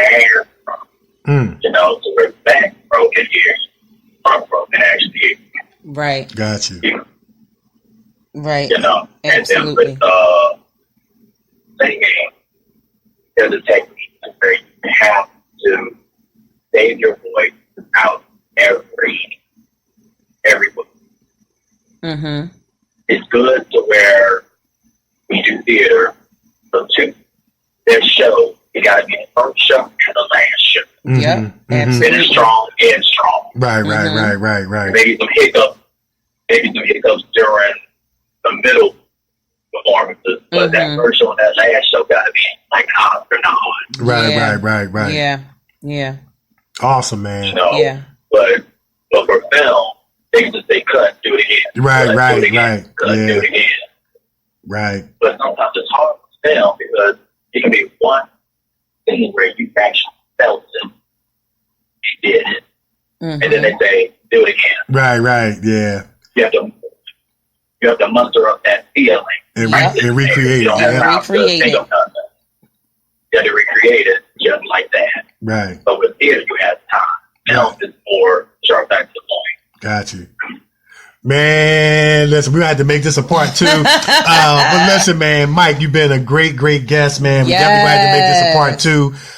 You shared so much pertinent information, so many golden nuggets for anybody out there that's interested in getting into modeling and singing and acting and dancing and theater. So yeah, man, before we let you go, man, we want put your social media out there, how people can find you. They might want to book you. They might want to just follow your journey, continue to follow your success. So, you know, at this time, man, take your time, put your Facebook, Twitter, whatever it is that you do, Instagram, put it on out there. So what's up, y'all? It's your boy Mike Knowles. You can hit me up on both my Facebook pages, Mike Knowles and Mike Knowles. And my Instagram is @Knowles782. Inbox me with any questions that you need help on, and you need advice. I am here for you because I'm not in this boat alone. Every artist is out for greatness, and I want to make sure that all of us will get out of the barrel together instead of dragging each other down. I like it. I like that.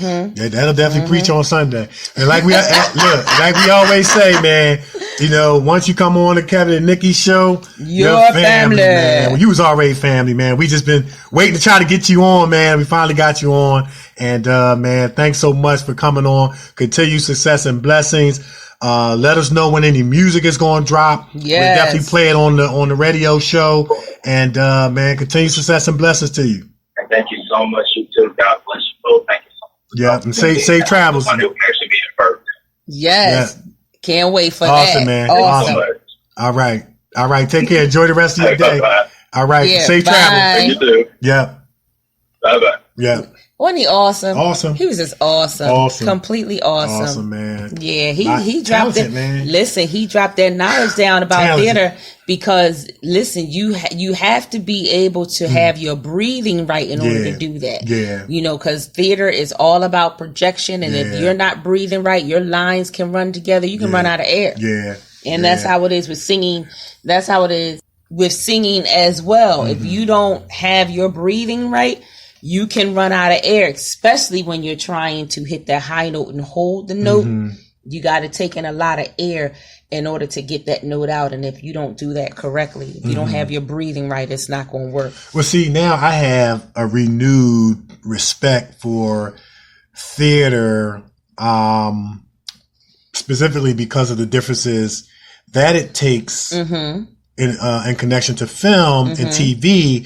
But now I'm thinking about those theater actors who have to dance and sing and project to the back of the theater. And it appears to me you got to be in shape. And you do. You have to be in some level of shape. And, you do. No matter what your size is, I'm not talking about size. I'm just saying having the conditioning to be able to pull from your diaphragm, speak to the back, because that takes energy. You have you know to what I mean? And then be able to that breathing right, like you said. Yeah.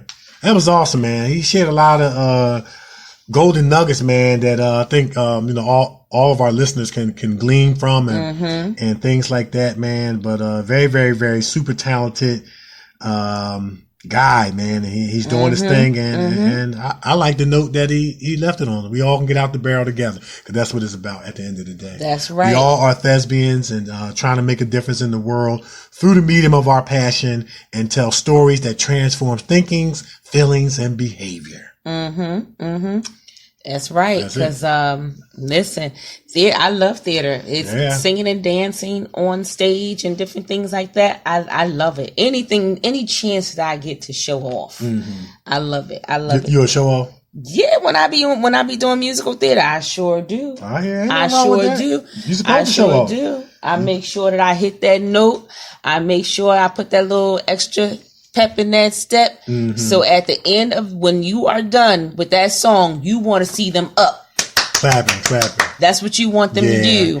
Yeah. And and to your point about the clapping, and I'm sure we'll probably talk about this when we have him back on the show. I hear people who do theater versus film and TV, they get that immediate reward from the audience. Now you can get immediate reward doing film and TV, because I've been on many sets. I've had it happen to me, where when you finish that scene, everybody start clapping. The director and other actors who were on set and the DP and the people, they started clapping. So but that's not the norm. Right. But it was seen to me that it would be more regular that you get that immediate reward and feedback from the audience, because they're going to snicker, they're going to laugh, they're going to, relate to the characters right then and there, you know what I mean? And then most of the time in film and TV, you gotta be quiet anyway. But you just want, in theater, the audience do make noises. Like when your performance is just awesome, they go, whoo, and they start clapping and different things like that right before the next, scene, comes in theater, and you want them to do that. You want them to do that. You want that standing ovation at the end when the show is completely over. You want that. You want to see those tears trickling down those eyes. You want all of that. Right. Man, I just remember doing live theater, down in Florida for the Indiana Jones Stunt Spectacular, during the summers, going down there visiting, my dad and family and things like that. And I would always get cast as a Cairo street shopper. Yeah. So this one particular time I got upgraded to Jack's dying scene. So what the director told me, he says, you step out of line. So I stepped out of line. Well, first of all, we were in line and they would ask us to do various different things. We would play Simon Says. We got the turbans on our head and all that other stuff. Yeah. And so they asked us to do that. What was that dance when they get some Gundam style? Remember that? Oh, yeah. Hey, sexy lady. Yeah, I know you're talking about. So they would ask that was it. Yeah, they would ask us to do that, and you had to twirl and all that stuff. So then he said, step out of line. And he said, okay, you've been upgraded to Jack's dying scene. So I'm going to pretend like you're Indiana Jones, and I'm going to shoot you, and you got to act like you died. Wow. So I did. I resorted to my Bugs Bunny dying joint that I had watched from cartoons. And it was a combination of my karate. You know how the karate actors die. Take them like a half hour to die. And so he said, "You'll never get this opportunity to die again." You know what I mean, like that. But the crowd, it was all in fun and stuff like that. But the crowd, they clapped and they loved it and they laughed. And when I stood up, I loved the response. I loved the response. It was like, wow, like all these people out there are, responded to me positively. And I loved it, man. I mean, of course it didn't have Tech Week. So, it was kind of like utopia, but I really, really loved it. I really, really enjoyed it. And every time I would go down there, I would, do the Indiana Jones Stunt Spectacular and stuff like that. You want that. You want to hit that note. You want to do that performance so that you can get that response from the audience. Now, if you don't get a response from the audience, it'll have you feeling like, well, I didn't do it. Yeah. You know what I mean? So like you want to get it. If you do something and then you hear. Exactly. It's kind of like, okay, where did my performance land on, that's right, on a scale of 1 to 0? You want that. You want to hear them make noise while you're performing, gasping, like, smiling, clapping. You want that. You want that. You want that. So I would show off. That's what you're supposed to all do. the time so I can get it. I try to show off every time I get in front of that camera. That's man. right. That's your time to shine. And oh man, if a director ever say, I'm just going to give you the parameters and I'm going to let y'all be actors. Here's the scene. Act. Oh, I'm going to show my behind. I'm going to show my behind. Because stuff start running through my mind. I'll be like, oh, I already know what I'm going to do. Just like I did for Jason's letter. He said, listen, we in detention. Your kids are showing off. I'm not going to tell you what to say, what to do. I want y'all to be actors. The great Terrence Takim said, here's where actors are made. That's right. I said, oh, I already know what I'm going to do. I already know what I'm going to do. So I had to pull from, the barrel of my own parents and add my own little parenting style. And next thing you know, I was dragging my son out the room by the ear. You know what I'm saying? Say, oh my God, I already know what I'm going to do. I'm getting ready to channel Mr. B. Benton. That's funny. That's hilarious. Yeah. So yeah. And it says again, like how none of our experiences are lost, That's right. None of our experiences are lost. We can use them, the good, bad, and the ugly, and channel them into characters, and it has valuable use, Yeah. Yes, also. Yeah. He said, oh, I know what I'm going to do. Yep. That is too funny. All right. So we're going to take a break, and when we come back, it's going to be time for news and sports. Scholars Professional Editing Firm consists of a specialized group of academic doctors, editors, and statisticians that keep doctoral candidates moving through the academic doctoral process by providing one-to-one group mentorship and all-inclusive editorial services that produce writing advancements that result in exponential movement. The scholars conduct line-by-line editing, proof, and copy editing, university-specific format, compliance, and substantive done-for-you services on the following documents: doctoral thesis, dissertations, capstone projects, research studies, research proposals, research papers, and oral defense preparations and presentations. The Scholar Professional Editing Group keep you moving. And for more information on editorial services or Doctor Accelerated Mentorship Program, visit www.thescholarsedediting.com. That's www.thescholarsedediting.com or contact Dr. Haynes at 281-315-6053. All right. Okay. All right. So now it's time for news and sports. All right. So in sports. Oh, it's good? That was in the middle. Okay. Well, it's better. Okay. Yeah. So, last week, you guys, I reported the story about Michael Vick. There was a petition signed where they didn't want him to be one of the captains of the 2020 Pro Bowl. So I wanted to give you the follow-up story, kind of what was the decision that the NFL made. And so the NFL announced last month that former Atlanta Falcons quarterback Michael Vick would serve as one of the 2020 Pro Bowl captains in January. So not everyone is happy about that. Actually, quite a few people aren't pleased with that decision. A couple of different online petitions calling for the NFL to not honor Vick at the Pro Bowl have combined to reach more than 1.2 million signatures. It has received so much attention. NFL Commissioner Roger Goodell released a statement this week saying Vick will remain part of the Pro Bowl festivities. It's hard to believe so many people are still riled up about Vick's dogfighting environment more than a decade after it happened. One reason it's surprising is the fact being a captain at the Pro Bowl is actually more like torture than an honor. People annually elect to watch grass grow in the winter over the Pro Bowl. But in all seriousness, the petition signers likely also don't know that Vick is a strong advocate for animals. He publicly supported the Animal Fighting Specter Prohibition Act in 2014 and has been an active participant in Humane Society's anti-dogfighting campaigns. In 2007, Vick pleaded guilty to federal conspiracy charges for his role in the dogfighting ring. He served nearly 2 years in jail.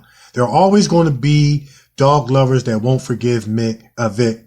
American society as a whole, though, should embrace his drive to make things right with his second chance. Vick served his punishment, and unless he puts on a real good act, he's shown true contrition.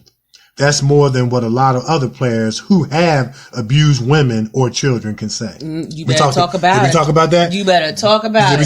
This is the article. Already. This is the article. This is not, I like it. And it says, at the end of the day, though we had bigger fish to fry than Vic's involvement at the Pro Bowl. Now that's the article. I like it. That's the article. He get the bell. We said that last week. Yeah, we said that last week. This is the article. That's right. This is not Kevin and Nikki. This is the article. I like it. And it's right on point. I like it. That's right. That's right. He served his time.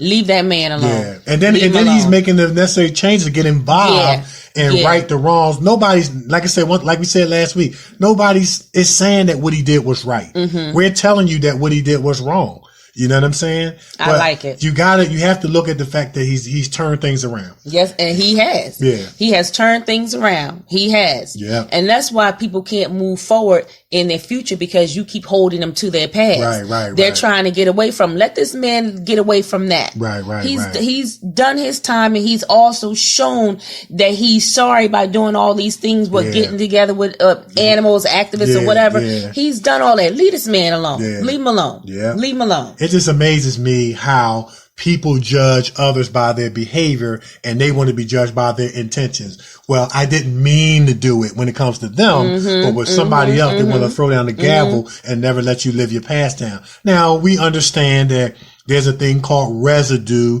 to our negative actions and behavior where, is this going to be a stigma that's going to follow him for the rest of his life? Yeah, because this was something that he did, he was involved with, but he can't look for people to forgive him or accept him. He's got to go on with his life and make peace with the fact that he's made the necessary changes to move forward. And once you've done that, and your true family and friends and supporters know that and love you and support you, that's all that matters. Well, go ahead. Well, there's always going to be somebody that's never going to let you live your past down. But who cares? Well, you better go out there and get those people who go deer hunting. Yeah. You better go out there and chicken get them. fight. Remember chicken fight? Oh, yeah. And you better go out there and get those people who be going out and shooting the lions and different things, and the giraffes, and posting those pictures up on Facebook and social media. You better do the same thing with those people too. Right, that's right. Okay, because you can't be a hypocrite, selective animal rights person. That's right. You know, it should be all animals across the board. That's right. You know, not the particular animals you like and love. You know what I mean?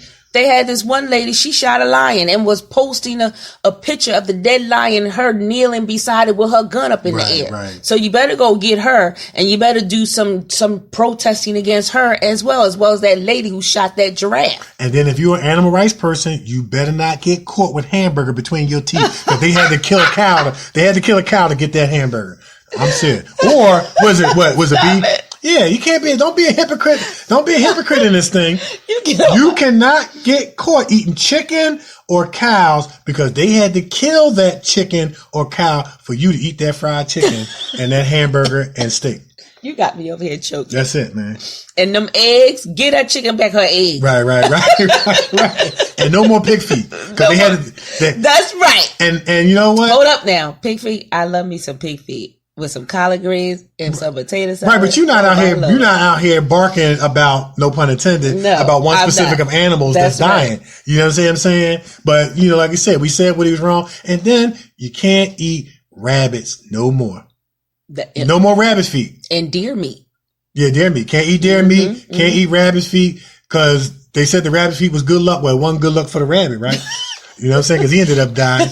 So we got to get up. We got to equally get upset about all animals. That's right. Not selected. That's right. Take all that chicken and give it away in your refrigerator. Them pork chops, all of that. Give it away, because you killed that animal. And you at the barbecue, got ribs on your breath, talking about, you know, you get mad at this. Come on now, stop it. Stop that nonsense. You know what I mean? Let him without, what they say, sin, throw the first stone. He who is without sin, throw the first stone. And you can't be living in a glass house throwing at, throwing at somebody else's house. That's right. Yeah. That's right, because your house going to come shining down. Shattering down. All right, that's all I got. So, Mike, Vic. Congratulations. How about that? Keep on going on with your life. That's right. You know, you made your mistakes. You amended what you needed to do. And, hey, that's all you can ask. Okay. Yeah. All right. Now, as for news. And ain't that some bleep news? Now, we don't get bleep news all the time, but every now and then we get a bleep story that we just have to share. Okay. George Zimmerman. George Zimmerman was acquitted in 2012 for killing Trayvon Martin. George Zimmerman is filing a lawsuit against Trayvon Martin's mother and others, calling it a conspiracy. And guess how much he is suing them for? How many million? $100 million. I was going to say. He is suing for damages, talking about his reputation after he killed Trayvon Martin was damaged. Okay, can we pause right there for a second? Now, after the Trayvon Martin, his own girlfriend called the cops on him because he pulled the gun on her. And to my understanding, it was alleged abuse. Yes. Keep on going. So he damaged his own reputation. I just had to, laugh to keep from, cussing. Cause I told the Lord, I said, listen, I ain't going to say no more words. Mm-hmm. Okay. I'm not going to say no more words except for the words that are in the script. So I am trying here. Mm-hmm. Okay. To hold it all together. But when I got the story, they were like, Nick, you ain't going to believe this. And I'm reading, I was like, you know what? Yeah. Now. And his girlfriend got a restraining order on him. It wasn't enough for you to kill this woman's baby who was walking down the street, minding his own business. Now you're going to turn around and sue the mother because she took your behind the court for killing her baby? Right. Come on, man. Yeah, come on, man. You get an ESPN. Come on, man. Come on. The gall. Mm-hmm. The gall, as if this woman is not still in pain from you killing her child. Right. Now you're bringing more pain to her because you're suing her for $100 million for killing her child. Right. What in the world? Yeah, how do we get here? What in the world? Mm-hmm. I just don't understand people's thinking. Okay. Yeah. You were acquitted. Wrong. You should not have been. Mm-hmm. You should not have been, because they told you to leave that boy alone. Stay in the car. Stop following him. Stay in the car. You should not have been acquitted. That's for number one. You should be in jail. That's for number two. Yeah. Now you're suing this lady for $100 million for killing her son. You need to be going to hell in a handbasket. Mm. That's what you need to be doing. Mm-mm-mm. The gall. Mm-mm. And the fact that the lawyers are going along with this and helping you file this lawsuit to sue this woman for $100 million. Are you crazy? Right. You know what? Okay. Well, you know what? Okay. They ought to pour his girlfriend or ex-girlfriend on the stand to testify against him about the restraining order and pulling a gun on her, and see how that weighs in terms of his rep. You messed up your own reputation. Okay.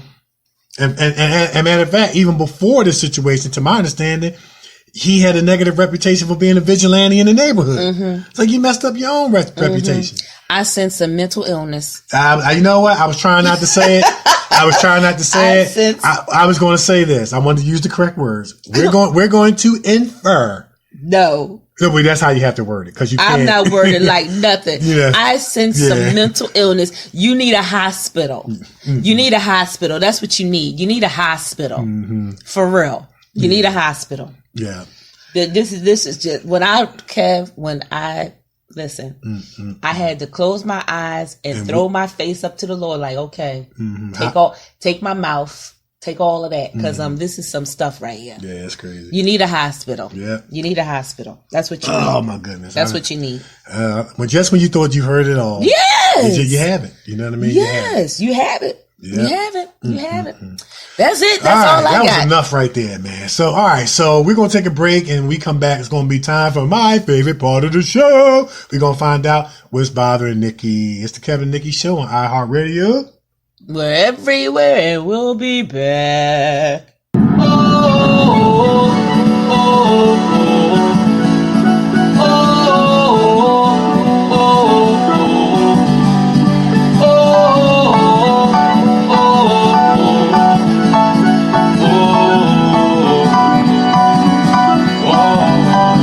When we first met, you stole my heart. You were shy from the start. Told you we start things slow and made start out by being friends. You, girl, I like sunshine. Can't get you off of my mind. Features and structures are so fine. Our love is trapped through the end of time, yeah. Come as you are, don't change a thing. Come as you are, you're beautiful. Come as you are, you sexy thing. Come as you are, you're wonderful. When we go out, you look just right.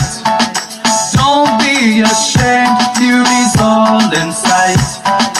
Baby, don't worry, know you're mine. Look in my eyes, it's your night to shine, yeah. You are a star in the sky. You are the apple of my eye. Strut your stuff and show that you own the room. Your light will shine through all the gloom, yeah. Come as you are, don't change a thing. Come as you are, you're beautiful. Come as you are, you sexy thing. Come as you are, you're wonderful. Come as you are, don't change a thing. Come as you are, you're beautiful. Come as you are, you sexy thing. Come as you are, you're wonderful. Girl, I love the way you are.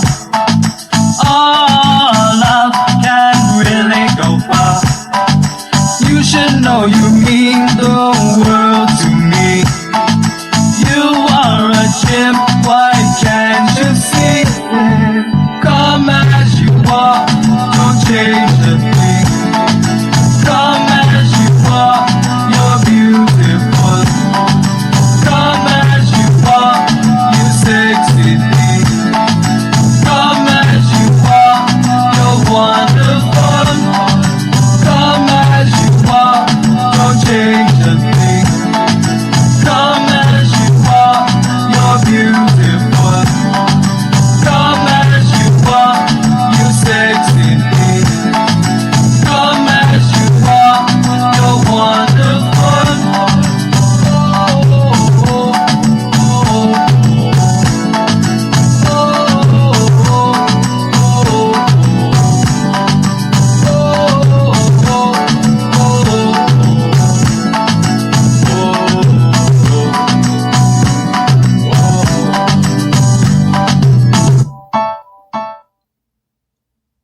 All right. All right. All right. Yeah, that Caribbean. That beat. Caribbean flow to that. Come as you are.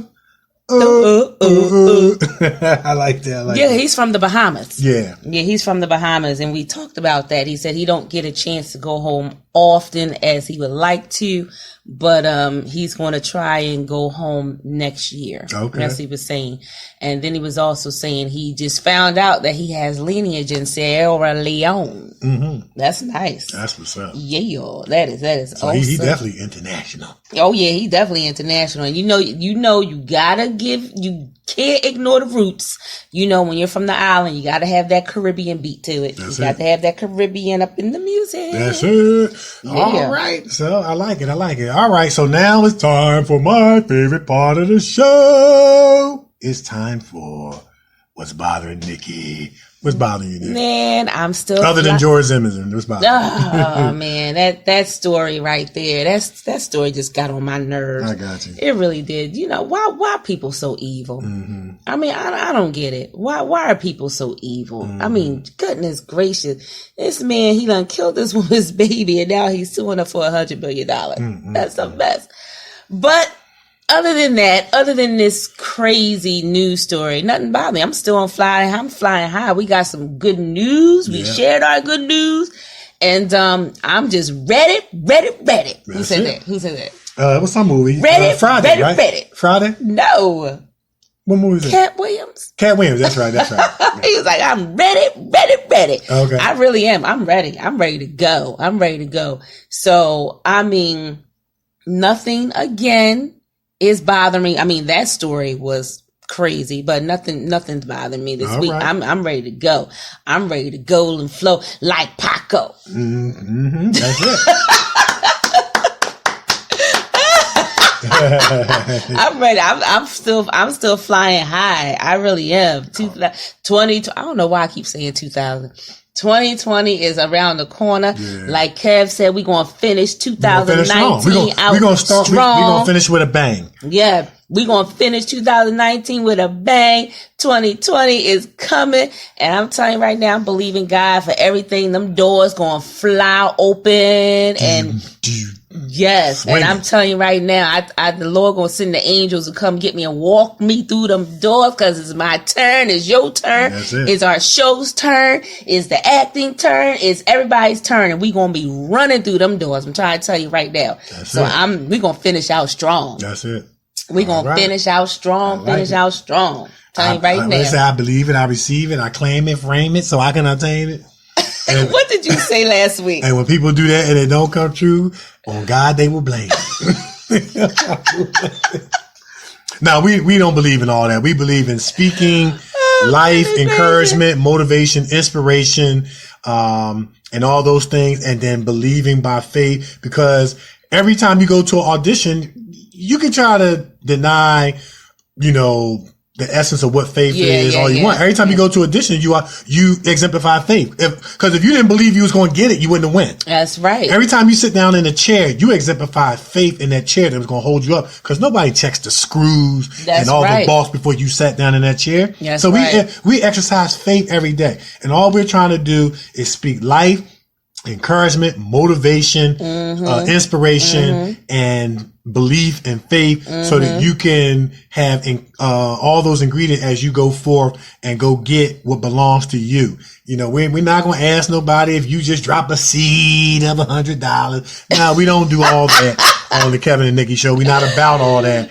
We just believe in inspiring, motivating, encouraging, and just telling people you're going to make it. Don't give up. Keep going. And so there might spur belief in yourself and what you've been called and gifted to do. That's right. That's it. Because the word of God says faith is the substance of things hoped for, the evidence of things not seen. That's right. Walk by faith and not by sight. Mm-hmm. You better preach, Pastor. Go ahead. That's you. That wasn't me. That was you.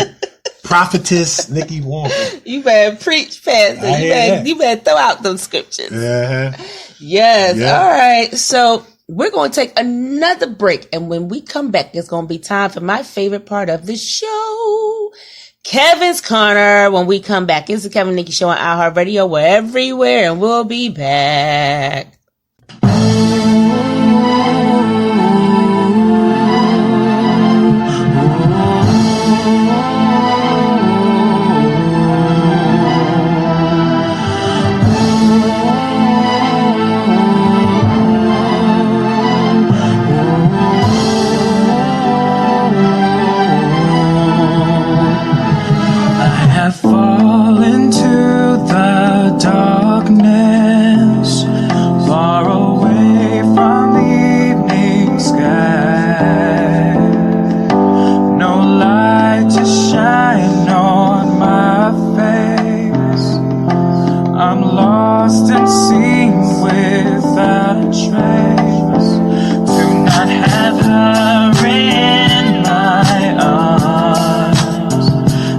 Never care.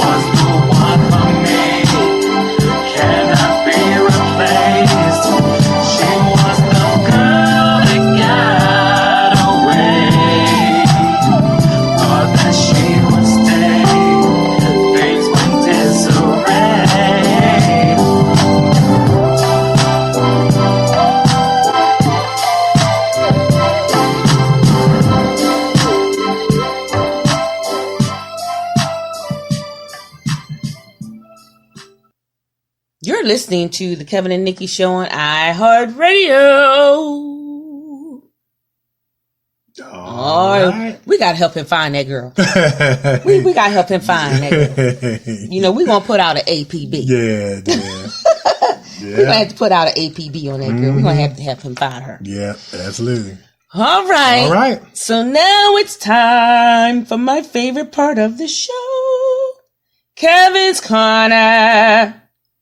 All right. We're going to keep the high vibration train moving. Choo choo. We're still dealing with ways that you know that you're operating on a high vibration and frequency in life. We in week 36, y'all. And the next two characteristics we're going to deal with is 57 and 58. We're still dealing with the bridge builders thing. You know, we kind of on this 21 bridges theme. You know, we kind of haven't let go of it just yet. But anyway, we still dealing with what it means to be a bridge builder.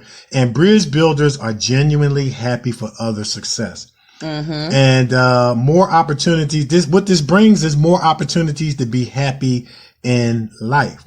Rejoicing with others creates an opportunity to multiply the good times you get to celebrate by seizing every chance to sincerely congratulate others on their success. You are creating an atmosphere, not just for yourself, but for others to be willing to celebrate your success as well. So connected with that, bridge builders also reap the benefits from being genuinely happy for other success. So this leads to freedom from an added, I want to focus on the word added, frustration and worry in life due to focusing negatively on other success. So in this life, you got sickness and disease. You got loss of loved ones. You got to worry about, getting pink slips on the job. You got to worry about not getting robbed and shot. And then on top of that, you're going to add another frustration by being upset about somebody else's success. It kind of makes you say you got bigger fish to fry. You know what I'm saying? In this life of things that could present worries and concerns. But it becomes another added frustration and worry in life due to focusing negatively on other success. So when you see another person win as a loss for you, you pave the way for additional discouragement and resentment to set in, as if life doesn't have enough to get discouraged and, resentful about. Right. So instead, allow other people's success to ignite hope for the success that is coming in your time. You heard Nikee say this theme. Now, see, this lets me know I'm saying what I'm supposed to say, because this was in the article before you said what you said. Okay. You see what I'm saying? What I'm reading. Okay. So instead of allowing other people's success to, allow other people's success to ignite hope for your success that is coming in your time of harvest. If you keep the right attitude. Other benefits of being genuinely happy for others' success will lead to improved relationships with others, because healthy relationships involve sharing both ups and downs, and people are more likely to respond positively to you if they sense that you're truly happy for them, and just perhaps they might share their benefits and blessings that they have received with you. That's right. Which brings me, well, I'm gonna make a point right there. For me, just a Kevinism. You know how like in church lingo, I ain't there yet. I'm still working my way up the mountain and all that stuff that speaks to imperfection. Yeah. I don't think that I'm going to help somebody that is envious and jealous, that I know is envious and jealous towards me. Somebody that's against me or talking bad about me, that I know of. I'm not that dude that's going to be helping you or want to give you a blessing if you can't be genuinely happy for me. Now, conversely, if you are the opposite of that, I'll be more than happy to share my blessings with you. You know what I'm saying? And so that's just where I'm not. You want to say, pray for me that I continue to grow and develop in the area. I'm gonna keep it real. There's some areas I don't want to grow and develop in, and that may sound crazy. I'm gonna share one. I don't know how Jesus hung around Judas for 3 years knowing he was going to betray him. I'm not hanging around no, I'm telling you right now, I'm not hanging around nobody for 3 minutes that I know is knifing me in the back and going to betray me. You know what I'm saying? And I don't want to grow in that area. I'm just being honest. I'm keeping it real. You understand what I'm saying? And that's good. I'm just being honest. I'm not there in the area, and I don't want to be there in the area because I'm not responsible for anybody's unhappiness. I'm not responsible for the evil. Like you heard Nick say, why are people so evil? I'm not responsible for the evil in your heart, and I don't have to I don't have to let you affect me by bringing you into my personal circle. Yeah. You know what I'm saying? Or connecting with you in some kind of, personal or, intimate way. Yeah. You know what I'm saying? And that's true because it's like that thing where it says, you turn the other cheek. Yeah. Well, I'm not going to turn the other cheek so you can hit me again. Right. That's right. Yeah. Right. I can help you by praying for you at a far distance. You know what I'm saying? Yeah. And that's what I choose to do in that. Cause it say pray for your enemies and all the people that persecute. From a distance. Yeah. Bless those that persecute. I'm going to bless you with a prayer, with not desiring no negativity on you. Right. But you're going to be at a distance. Yeah, you see what I'm saying? I don't care what people do at a distance. Yeah, you know what I'm saying? Stay over there. You're going to stay way over there. And that's how we're going to coexist together because you don't have to be evil. You don't have to be miserable. You don't have to be unhappy. That's right. You understand what I'm saying? Right. And, my philosophy is if it has anything to do with negativity and things like I don't want to be a part of it and it gets cut out. And that's dealing with the more closer stuff. Mm-hmm. Of course you're going to face negativity when you go on your job. You can walk down the street and face negativity. We're not talking about that. We're talking about the close up stuff. All right. So I just wanted to just parenthetically throw that in. But, So, and the last thing I want to share is, people are more likely to respond positively to you if they sense that you're truly happy for them. And like I said, and I want to reiterate, they just might share the benefits and blessings that they have received with you.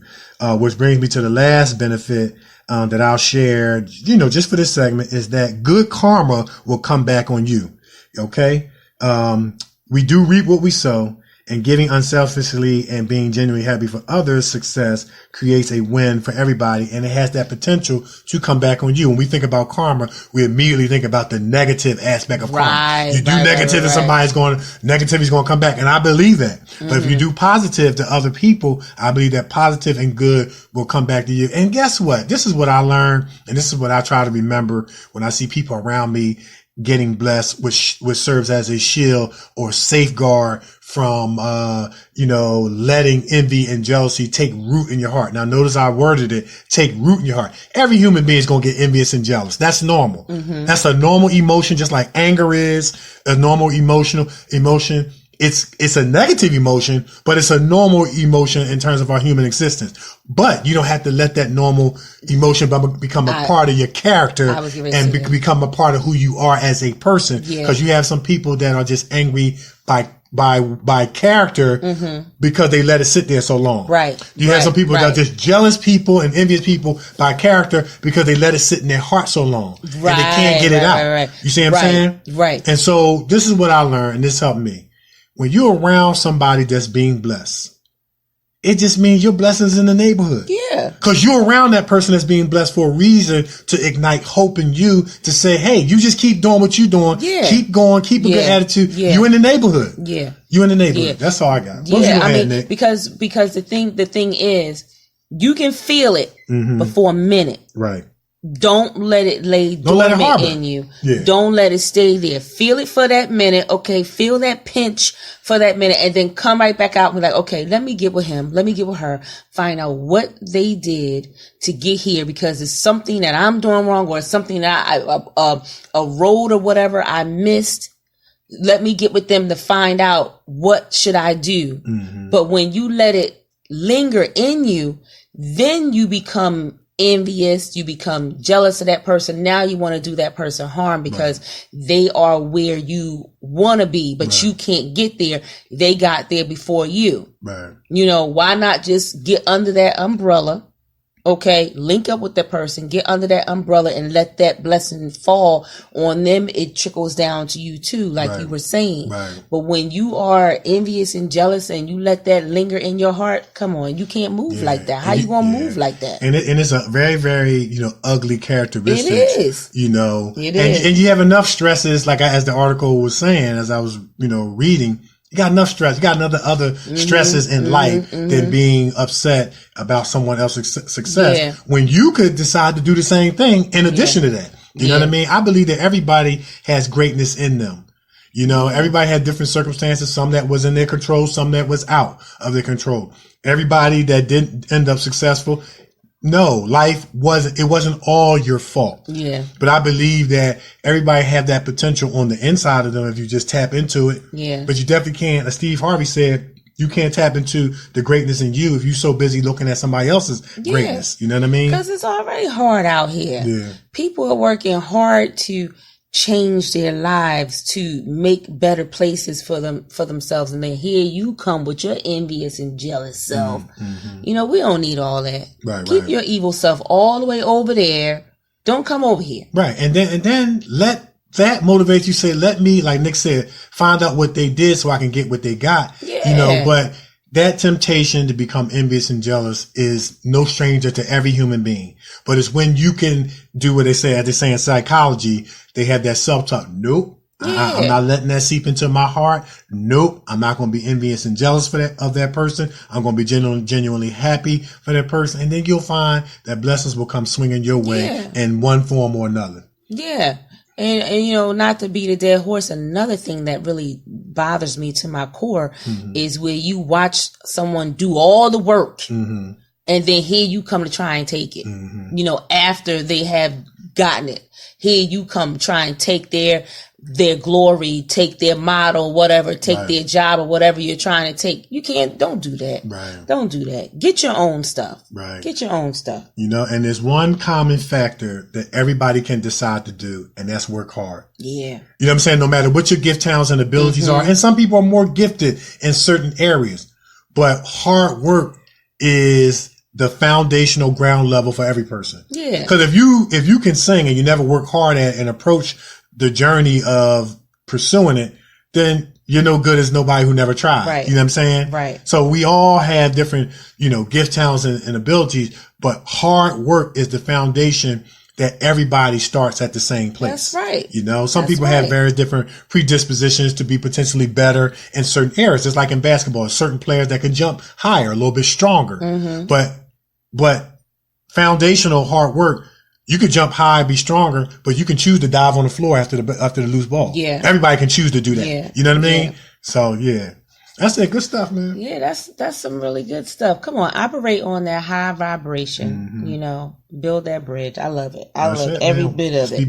Build bridges. Build bridges, not tear them down. Bridge builders. That's right. Build bridges, bridge builders. Don't tear them down. Say it 5 times. Bridge builders, bridge builders, build bridges. I can't do it. I know I'm gonna mess it up. You might think you might say a cuss word. Yes.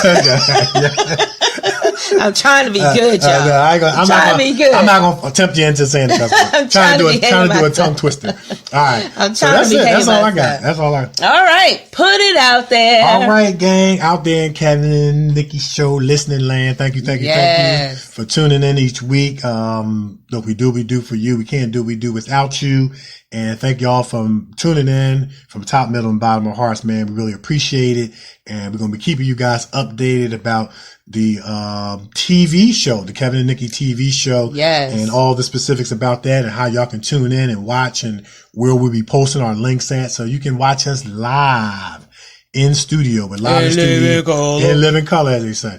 All right, but I'm actor Kevin D. Benton. You can follow me on Facebook, Kevin D. Benton, on Twitter at Kevin D. Benton, on Instagram, actor Kevin D. Benton, and then on YouTube, follow Nikee and I, actor Kevin D. Benton and actress Nikee Warren. Check out our short films, our multi-award winning short films, our clips, our commercials, our feature films, our monologues. Check us out. Let us know how we're doing.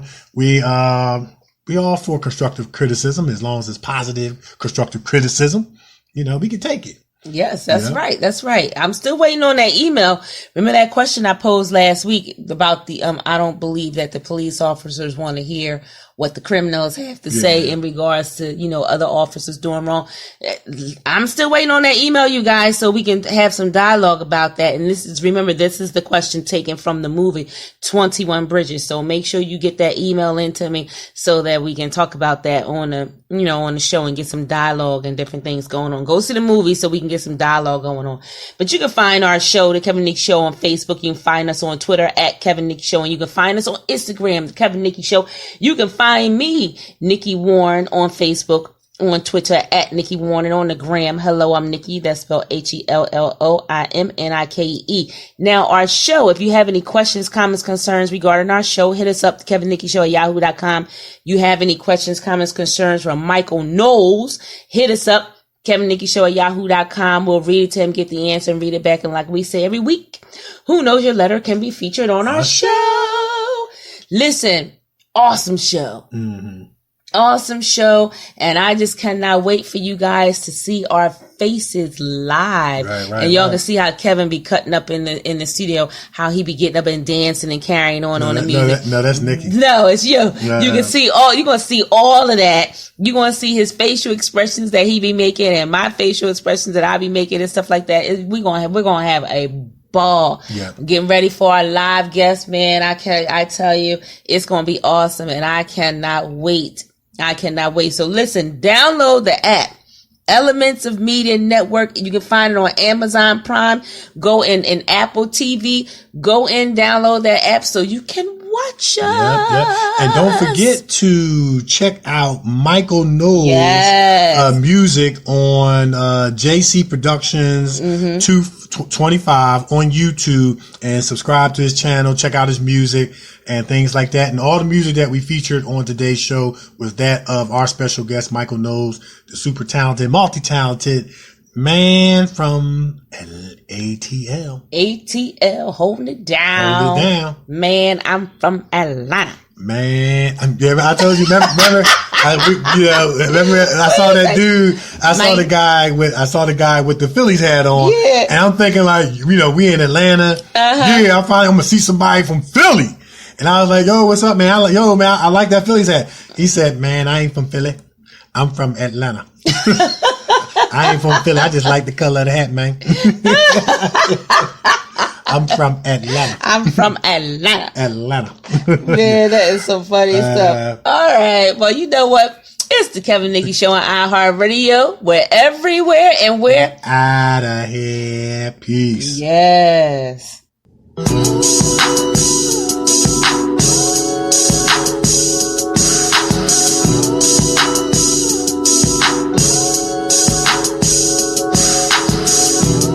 I know it's been real hard to let someone new in your heart. Feeling all alone, afraid to let down your guard. Can't take another heartbreak, so you say this nothing ain't for you. See, I done dealt with the same pain. That's how I know what you're going through. Girl, you need someone like me to be your one and only. Guaranteed to be your everything, the man of your dreams.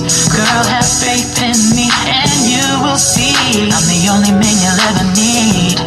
See, I'ma show you how it's supposed to be and let you know, baby girl, you can trust me. Your heart I won't deceive, not leave, baby, you can trust me. Your heart I won't deceive, not leave, baby, you can trust me. Your heart I won't deceive, nor leave.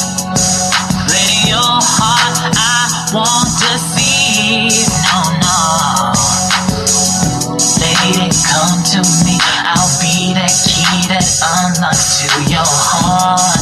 Gonna give it all I've got. Show you how to love again with a fresh start. Cause what I feel deep inside I can't deny. Cause all I think about is baby, you and I. There's no need to fear, don't be afraid. Give love one more try. Cause girl, you need someone like me to be your one and only. Guaranteed to be your everything, the man of your dreams. Girl, have faith in me and you will see I'm the only man you'll ever need. All you need. See, I'ma show you how it's supposed to be and let you know, baby girl, you can trust me. Your heart I won't deceive, nor leave, baby, you can trust me. Your heart I won't deceive, nor leave, baby, you can trust me. Your heart I won't deceive, nor leave.